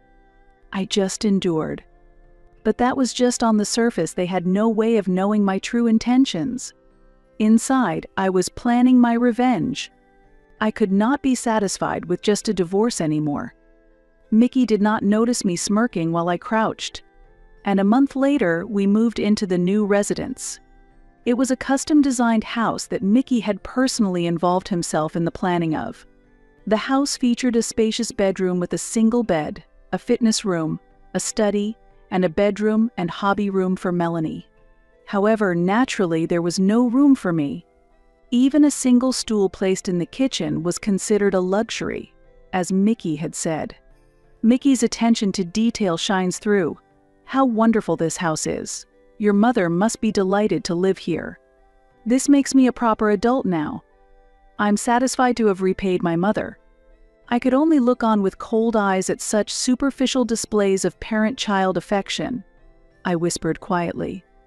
Well, what a wonderful thing. Surely the relatives will be surprised by this.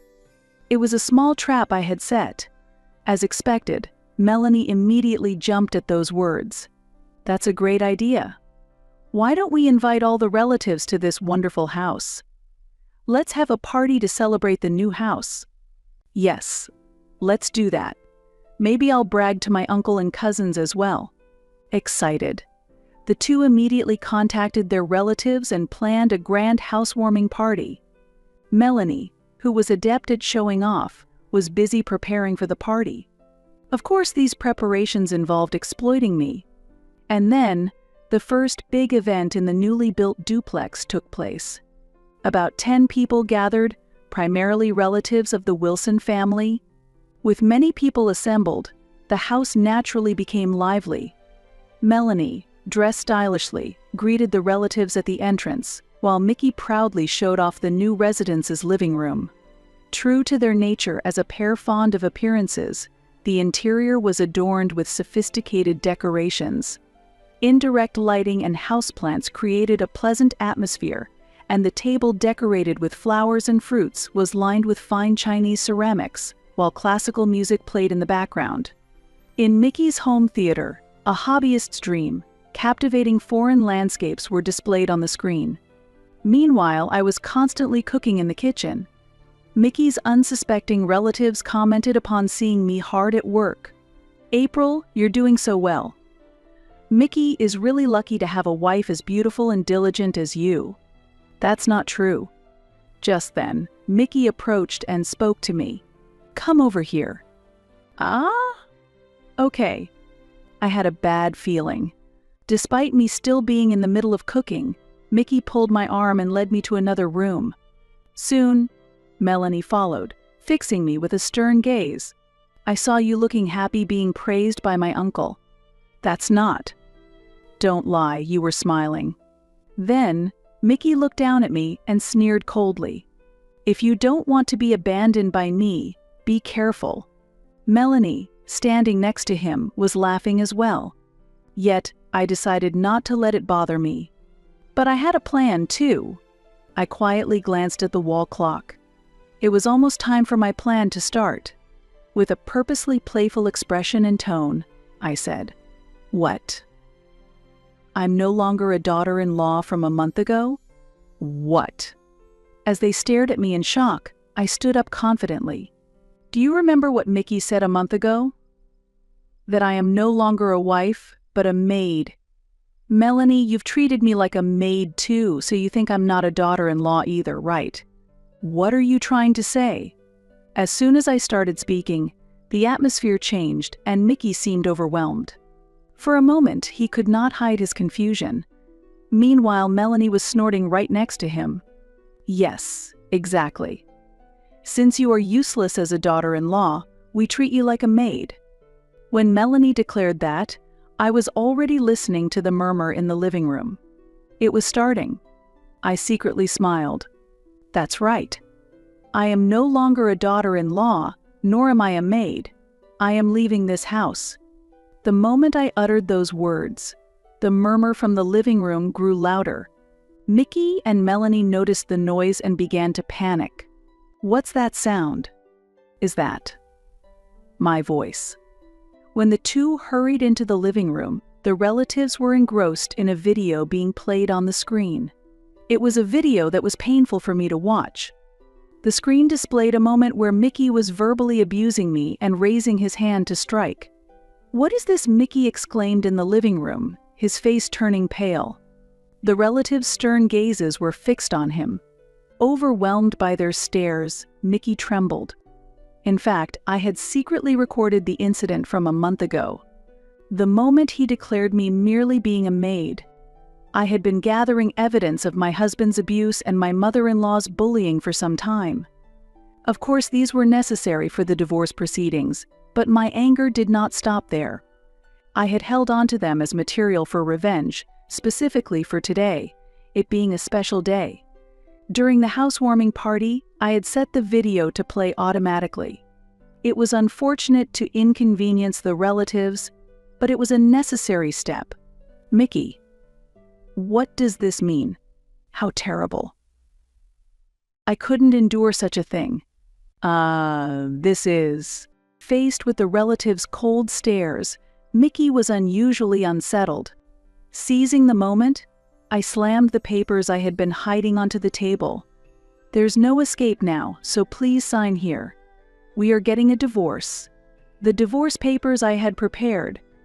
Today, I step away from being merely a maid. Divorce? This is no joke. Just a typical marital dispute. Typical? It's normal to abuse and hit your wife? That's not a marriage. I'm sick of you. At my statement, the relatives uniformly nodded. Indeed, it seemed they were supporting me. After seeing such a video, it was clear who was at fault. While Mickey was still hesitating to sign, I presented the final option. "Furthermore, it's clear you've been having an affair. I have gathered solid evidence of this too." "What?" "I've always felt something was off with the way your earnings weren't increasing. I hired a detective agency to gather concrete evidence. It seems your affair is with the daughter of a client's CEO. This revelation will undoubtedly affect your career." I spread out the photos and documents of the evidence on the table for the relatives to see. The photos showed the two of them entering a hotel. "Don't look. Please don't look." Mickey frantically tried to cover them up, throwing himself forward. I had a hard time suppressing my laughter at his ridiculous behavior. "I will be seeking a fair share of assets from both you and your partner. Since she is also married, there might be claims from her side as well." It's not. That's not right. What exactly he thought was wrong wasn't clear. As usual, Melanie supported Mickey's excuses. "What are you talking about? An affair is nothing. It could even be said to be a mark of a man. I've told you repeatedly that you're not fit to be a wife because you can't forgive even this much." It seemed like Melanie still did not realize. She didn't see how her comments were causing discomfort among the relatives. I looked at her with a cold gaze, while assessing my next move. "Melanie, do you remember the terrible things you've done to me?" As I said this, I started fiddling with my smartphone. In fact, I had set it up to control the videos from this phone. I selected a specific video and projected it onto the large screen. "You imposed housework like laundry and cooking on me, entered my room without permission when I was away, used my belongings. Oh, and there was also the time you tried to wear clothes that didn't fit you, stretching them to the point they couldn't be used anymore." The screen displayed Melanie's rude behavior. Scenes of her throwing laundry and nitpicking over the cooking were shown. When the video showed Melanie sneaking into the bedroom, gasps of surprise erupted from the female relatives. These harassments were perfectly captured by the surveillance cameras. What is this? Filming our house without permission. This is a violation of privacy." Melanie screamed angrily. It was too convenient for her to claim a violation now, when she had denied my privacy rights before. Filming and revealing what happens inside a home is clearly a privacy violation. But at this point, I no longer cared about any accusations. After all, it was Melanie who had barged into my room uninvited and behaved as she pleased. It was clear who was acting inappropriately. The screen prominently displayed Melanie rummaging through clothes and accessories. She looked like a thief. "Stop it. Don't look." Melanie's face finally turned pale. Behind her, the female relatives commented, "Even Melanie. That's just awful. Unbelievable. If someone did that to me, I'd call the police immediately." They intensified their criticisms. Melanie grew increasingly flustered, but I pointed at her firmly and spoke loudly. "What I cannot forgive the most is that you broke a keepsake from my deceased mother. It was something precious, and you tried to laugh it off. You haven't paid a cent for the repairs. Do you understand how much you and your son have hurt me over this past year, lacking any human empathy?" With that, the relatives finally took my side. They stood behind me, glaring at Melanie and Mickey with stern faces. "Melanie, Mickey, apologize to April. That's right, don't you feel sorry for April?" While Mickey and Melanie were still reluctant, the pressure from the relatives finally made them apologize to me. I'm sorry. Though the apology was insincere, I pretended to accept it in front of the relatives. Prompted by his uncle, Mickey decided to fill out the divorce papers. After he signed it, I felt relieved and thanked the uncle. "Don't worry. If there is anything I can help with in the future, please don't hesitate to ask. You've had a tough time. If you need anything moving forward, I'll be here to support you, so just get in touch." "Thank you." To be honest, I was a bit worried because they were his relatives. However, in the end, the actions of Mickey and Melanie were abnormal. The relatives who cared about me until I left the house gave me their contact information. They told me I could reach out for support anytime. After the relatives had left, only a despondent Mickey and Melanie remained. Then I felt lighter. The first to speak in the quiet aftermath was Mickey, as expected. "You've done something outrageous. How could you do this?" Melanie also turned her surprise into anger towards me, but it no longer affected me. "This is what you call reaping what you sow. I'm going to submit the divorce papers now. I'll also take my belongings shortly." "I won't allow that. Give me the divorce papers." Mickey tried to snatch the completed divorce papers from me. However, just then, someone who had come in place of the relatives stepped out from behind me and stopped him. "If you lay a hand on my daughter again, I'll do the same to you." He quickly twisted Mickey's arm behind his back. "Ouch, ouch, ouch, Dad." At just the right moment, my father appeared, and I quickly moved to his side to ensure my safety. My father, my sole supporter, had been informed in advance. He had rushed from his remote work location after hearing my plan to fight back today. No, it was just a small joke," Mickey pleaded. "There's no need to pretend anymore. I know everything. That you've been having an affair and what you've been doing to my daughter. When I found out, I was furious. Ouch, ouch, it hurts." As my father's grip tightened, Mickey cried out in pain. Furthermore, my father was noticeably larger than Mickey. In his younger days, he kept fit with boxing and American football. He still keeps up with running and weight training. Mickey, whose hobbies included watching movies and dining, and who had become somewhat overweight, stood no chance against him. And as a single father who raised me with care, my father was even more consumed by a desire for revenge than I was. He looked at Mickey with a chilling gaze. "About your affair partner, she is actually the daughter of the president of my company." "What? Then you work at XIZ Company?" "That's right. I'm the executive vice president of XIZ Company." Mickey's face became pale in a matter of seconds. I have already reported this matter to the president. Furthermore, according to the young lady, you initially hid the fact that you were married when you approached her. While she also bears some blame for continuing the relationship after the truth came out, the president was very angry with your tactics. At that moment, Mickey looked more desolate than at any other point today. It was the first I heard that my father's company was connected to Mickey's workplace. As I was still processing the surprise, my father, with a smile, returned to his stern gaze towards Mickey. For your company, our company is a significant client. Honestly, there are plenty of other options available to us even without your products. But about that, when terminating our dealings, I will make sure to inform your president that due to issues on both sides, continuing business would be difficult. All transactions will be halted. Hearing these words, Mickey screamed and slumped down in despair. With this, Mickey will lose not only his prospects for advancement, but also his place in the company. His actions had caused trouble for the company. Mickey was completely drained of energy and stood dumbfounded. Beside him, Melanie screamed at my father, who was moving out my luggage, calling him a demon, a devil. Hearing this, I wondered if she was actually talking about herself. But the joy of leaving this house was greater. Excited to be moving my things, I transported all my belongings. Then, I got into the truck that my father had driven, and we set off.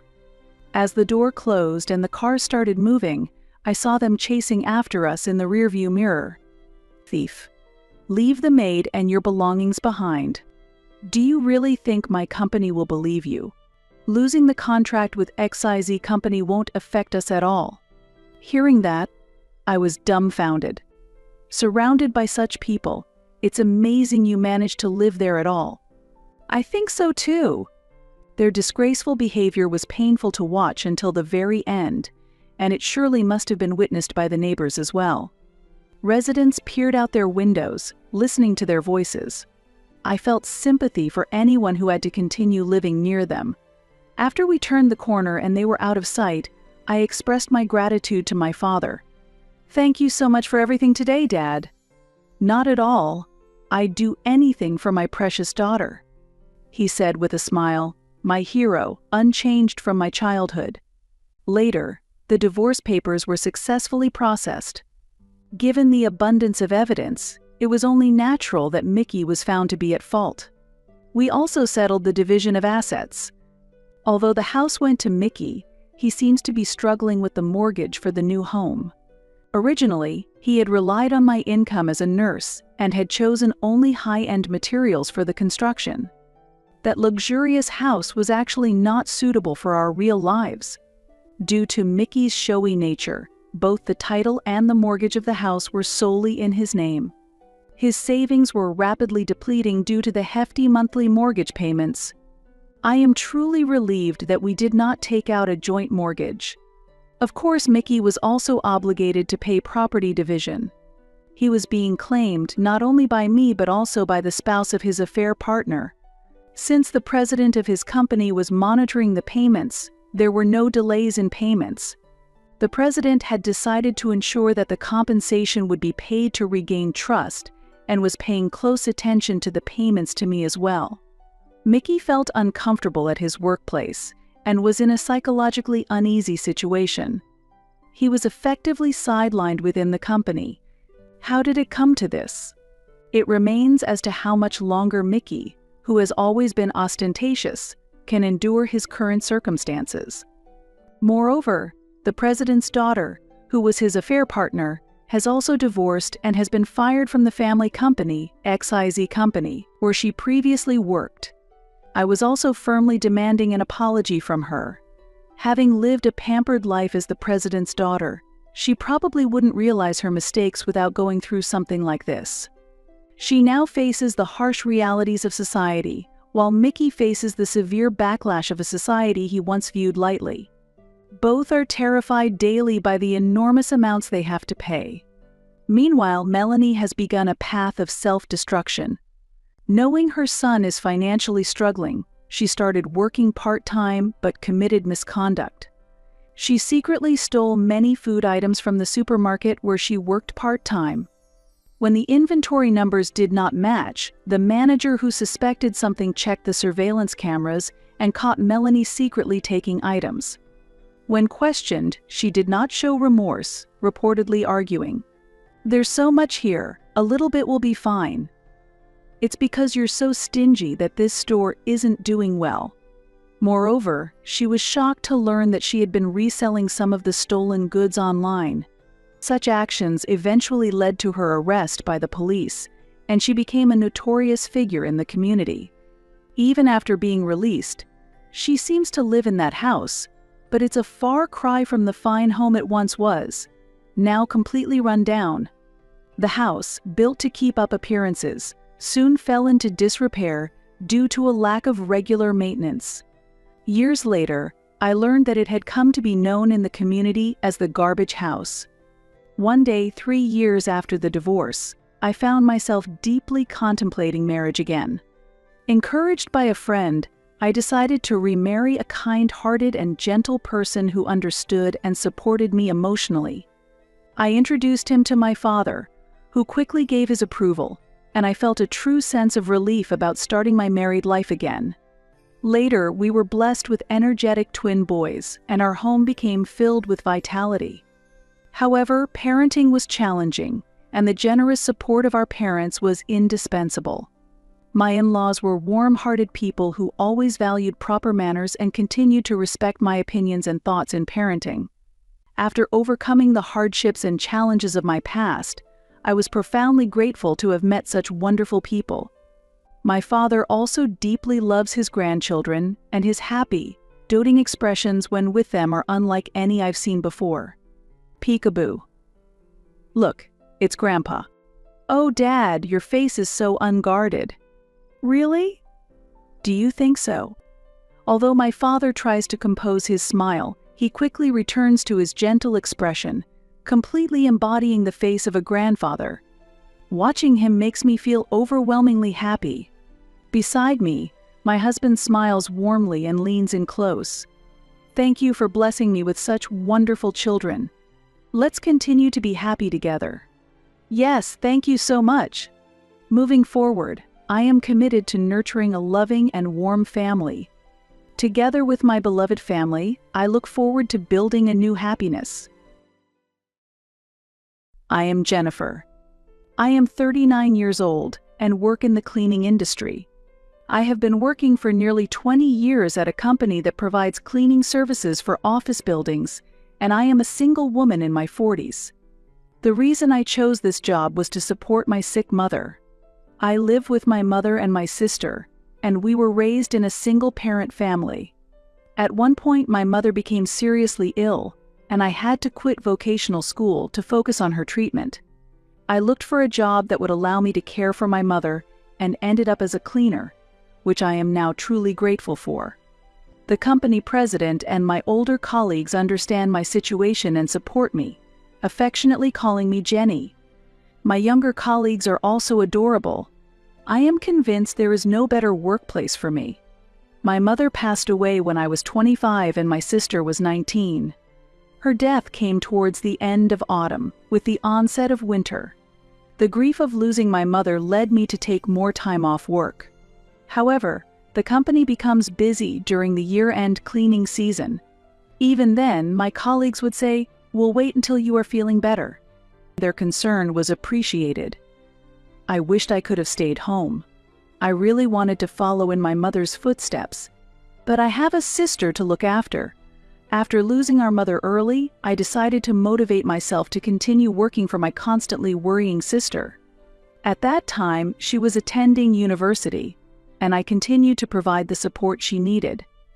As her studies progressed, I helped her with textbook expenses and drove her home when she returned late. When she found a job, I celebrated by giving her a suit. My income was small, but I tried to take over the role of our mother. After our mother's death, my sister suggested I quit cleaning and find a better job due to her dissatisfaction with our living situation and social appearance. I was emotionally unable to consider changing jobs at the time, and her words deeply hurt me. However, my colleagues at work always supported me warmly. Later, my sister worked hard on her job search and was finally hired by a large company. This company is well known, often mentioned in TV commercials and internet advertisements. Her first salary was almost double mine. Her joy was like a child receiving many Christmas gifts, and she excitedly showed everyone, saying, "Look, big sister, I surpassed you in just 1 month. Look at this pay slip, isn't it amazing? Big sister, you should quit your cleaning job and get a good job like me." That's not a nice way to say it. I really like my current job. But if you think about the salary, it's clearly different. Even so, I was truly relieved that her efforts were recognized. I sat in front of our mother's portrait and mentioned how my sister has become a respectable woman from the bottom of my heart. But her behavior at the company gradually caused problems. She achieved results at work and took pride in the praise from her boss. Right after joining, she had the chance to participate in a large project, and as a sister, I was proud, but her condescending attitude towards those around her worsened by the day. I am expected to perform well and I can handle the work, but my peers are a bit lacking in learning ability. I hate it when their shortcomings lower my evaluation. She made such comments without hesitation. It seemed she was taking her workplace and society lightly. If this continued, she might stumble. Therefore, I admonished her about her attitude. I think there's no big difference among newcomers. Everyone is on the same starting line. However, my sister retorted with a sneer, "Don't act so high and mighty. You're just a lowly educated cleaner." I replied irritably. Because I have experience, I understand that there's not much difference in people's abilities. Really? Are there any college-educated newcomers at your company? Before you lecture me, go tell them they're wasting their lives. My sister laughed dismissively and went out for a drink. I was worried she might face difficulties someday. However, her excessive self-esteem only grew stronger. What started as a sense of superiority over having a higher salary than me turned into a distorted self-assessment, warping her personality. She said anything she wanted to me. At first, I overlooked it as excitement about her new workplace, but gentle warnings had no effect. I even tried scolding her strictly, but unfortunately, there was no change. I may have mishandled my relationship with my sister, and I began to lose confidence in myself. Years have passed since then. I continue to work as a cleaner. My sister seems to be progressing well in her career, but her disdainful personality has only worsened. She moved in with her boyfriend, and then married him. His personality is as self-conscious as my sister's, and he is a troublesome presence for me. Her husband is quite young, and he feels like a different generation to me. When I was introduced to him, his first conversation with me was, "Are you really a cleaner?" Yes, I am passionate about my job, and I enjoy it very much. Really? But isn't that job dirty? I don't really want to imagine it. It must smell bad. Then, my sister added, "That's true. Just thinking about it is unbearable. It's unclean, and it's a fact that it's a poor and unattractive job. But it can't be helped, right? She's my family after all. Sorry." Stunned by her words, I hardly remember what happened after that. After he left, I yelled at my sister. "That's really rude. What do you mean by it can't be helped because I'm your family? Both he and you shouldn't judge people by their work or income." When I got angry, my sister argued back in surprise. "Shut up. You quit vocational school, and I graduated from university. He's also a college graduate. You can't help but be told that. You have a low income and just content yourself with a lower-class job." After my sister stormed out, I cried in frustration and sadness. I dropped out of vocational school because my mother was ill. My sister knows this. Yet, she said such things. My income is low, but I managed to support my sister's education expenses. I worked hard to fill our mother's shoes. The mistake was in the way I interacted with my sister. As I looked in the mirror through tears, the word ugly she used bothered me. My face resembles my sister's. I might not be called beautiful, but I shouldn't be considered that bad. Perhaps I have been neglecting my appearance a bit. I wonder if she would change her perception if I paid more attention to my appearance and changed. However, no matter how much I tidy up, it won't change my sister's character. Her marriage to someone with similar values has only intensified her excessive self-awareness. I've been consulting with my colleagues, but I feel that there's nothing more I can do about my relationship with my sister. Amidst this, I received a postcard from my sister and her husband. It said, "We're having a housewarming party." This was news to me. Judging from the address, it seems to be a detached house. I felt a sense of distance. If she had told me, I would have congratulated her and helped with the move. I decided to call her after a long time. "Hello, I received your postcard." "Oh, you got it." I could hear my sister's cheerful voice over the phone. "Look, it's a detached house. At our young age, it's because I'm successful. No one else could have done it." Yes, that's really great. It was still a boastful conversation, but I felt a sense of nostalgia and listened carefully to my sister. I started talking about myself later. "Actually, my company just got the cleaning contract for your company. We might see each other sometimes." "Oh, that's great. Not many chances to get into such a big building other than cleaning, huh?" She should have stopped at "that's great." "Also, I have a boyfriend now." "Really?" My sister sounded surprised. "Yes, he's older and really wonderful. After hearing your words, I worked hard on my skincare, and he fell in love with me at first sight," I joked. Then my sister said, "It's thanks to me, right? That's a big achievement." Well, she's not entirely without merit. "By the way, I want to introduce him to you. He's looking forward to meeting you, so enjoy the party." "Okay. I'm looking forward to it." On the day of the eagerly awaited party, when I arrived at my sister's house, I could already hear the sounds of enjoyment. Unfortunately, my boyfriend couldn't come, but when I let them know I had arrived, my sister's voice, which had been bright, suddenly darkened as she said, "What? You actually came?" I wondered what had happened. "You understand your own profession, right?" About work? About the cleaning job? This is a new house. So, I don't want someone as dirty as a cleaner in my clean house." "What? Labeling cleaners as dirty and not wanting them in a new house?" I couldn't understand that reasoning. My mind went completely blank. Being in such a dirty job, you should be more reserved in these situations, right? Everyone at your workplace must think the same. Don't you have any common sense, sis? Aren't you being rude? Apologize.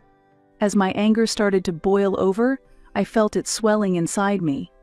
Is it natural to hold back because the job is dirty? Rude? Should I apologize? No way, I shouted loudly, reaching my limit. You look down on people too much. That's too rude. I might have endured it if it were just about me. But to insult the people at my workplace as well, that was unforgivable.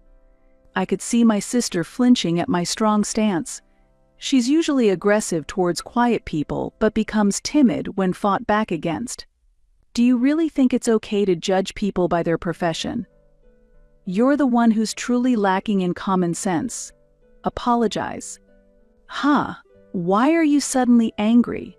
I won't forgive you. How could you become such a terrible person? Mom would definitely be sad. You're trash. Trash?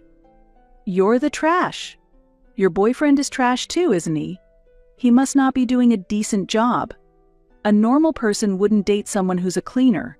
If you weren't my real sister, I wouldn't want anything to do with someone so dirty.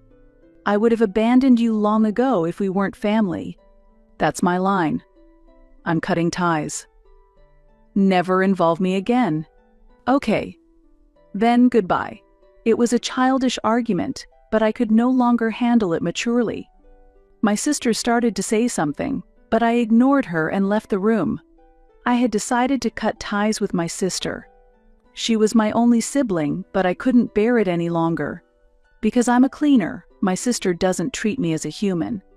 Beyond being sisters, our values differ too greatly, so it's better for both of us not to be involved anymore. It's okay. My sister is already an adult. This is goodbye. I have sorted out my feelings.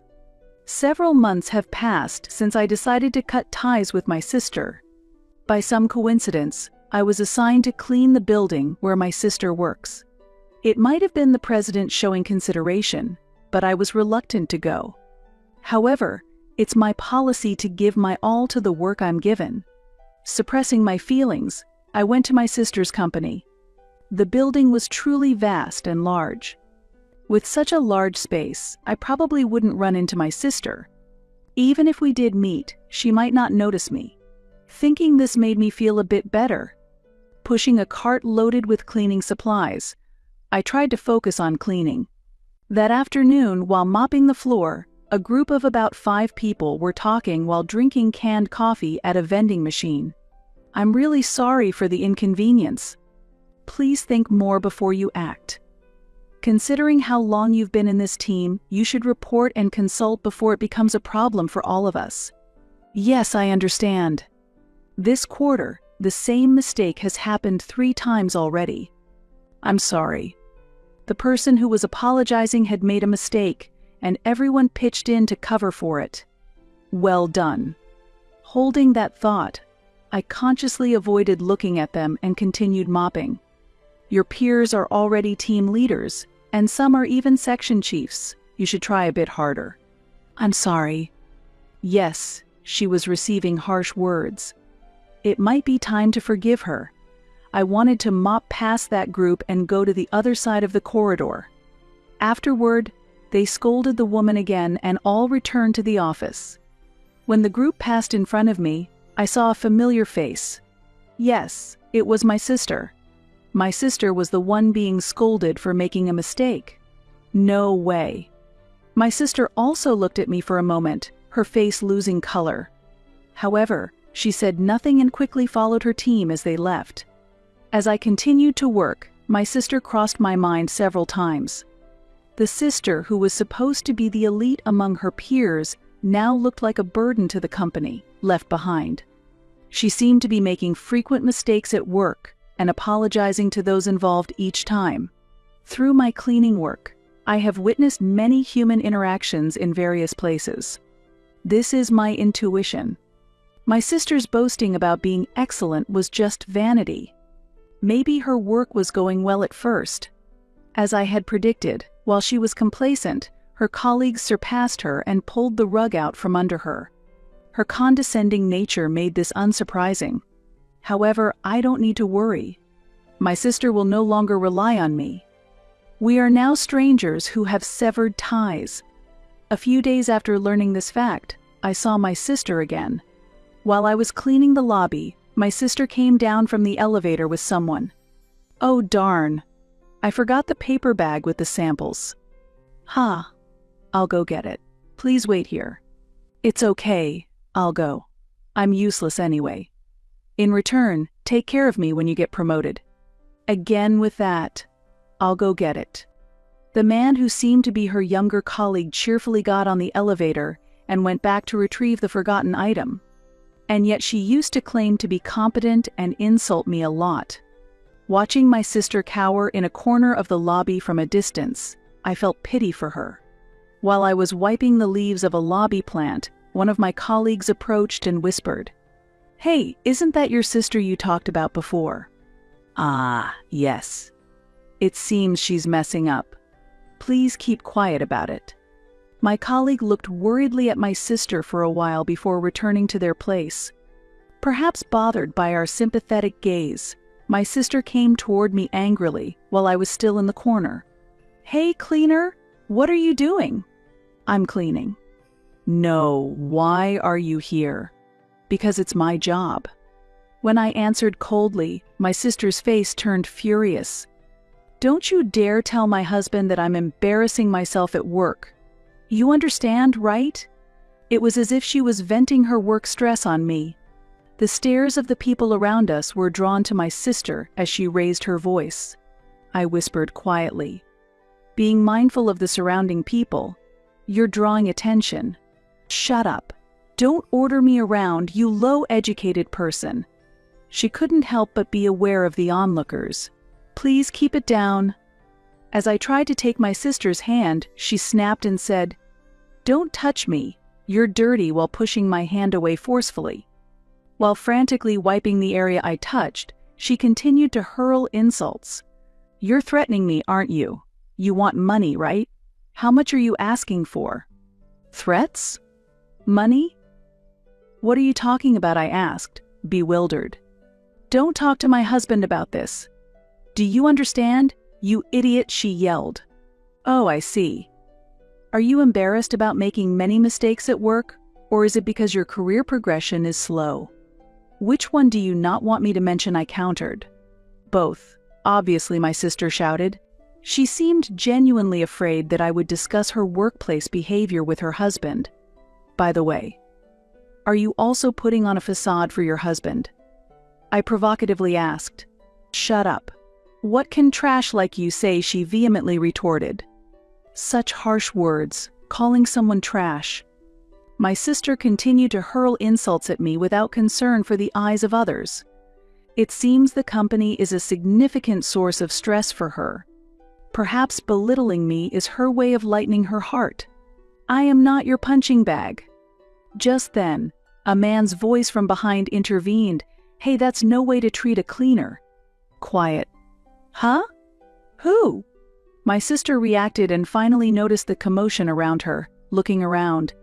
Unable to tolerate her extreme rudeness any longer, a man from the crowd stepped forward. A well-dressed elderly man with gray hair, his appearance suggested a high social status. Seeing the man, my sister instantly became flustered. The man stood by my side and gently placed a hand on my back. "You shouldn't use foul language like calling someone dirty or incompetent. That's unacceptable. Please apologize to her." This is just a quarrel between siblings." I snapped back. We were supposed to have cut off family ties, remember? "Shut up," my sister retorted. She acted softly towards the gray-haired man, but was harsh towards me. Watching this dual behavior, the man intervened. "If it's a family matter, then I am involved too." "What?" My sister was surprised. "Nice to meet you." "Actually, I'm dating your sister." My sister's eyes widened. "I am the executive director from a related company of yours and a board member of your company. It was unfortunate that I didn't get to introduce myself earlier," he continued. "Huh? What?" My sister was confused and couldn't hide her turmoil. I glanced at him disapprovingly and muttered, "Was there really a need to come out now?" "Now is the only time," he cheerfully said. "Is that true?" My sister asked in a frightened voice. Her reaction was natural. The person before her was an executive at her company. "It's true. When we were negotiating the cleaning contract for this building, I accompanied him. He fell for me when he handled the contract," I explained. "No way!" my sister exclaimed in disbelief. "It's true. When the president couldn't explain the details during the contract signing, she clarified everything precisely, and I was smitten and asked her out," he added. A gasp of surprise echoed from the crowd that had gathered in the lobby. "This is so embarrassing.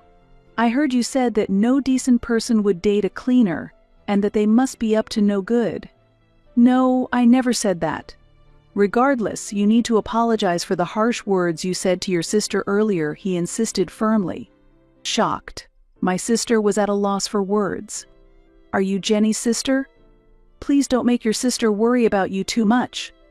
My colleague, who had been cleaning the lobby, joined in, and colleagues from other floors gathered around. My sister was completely isolated and looked exhausted as she apologized to me. "I'm sorry," she muttered despairingly.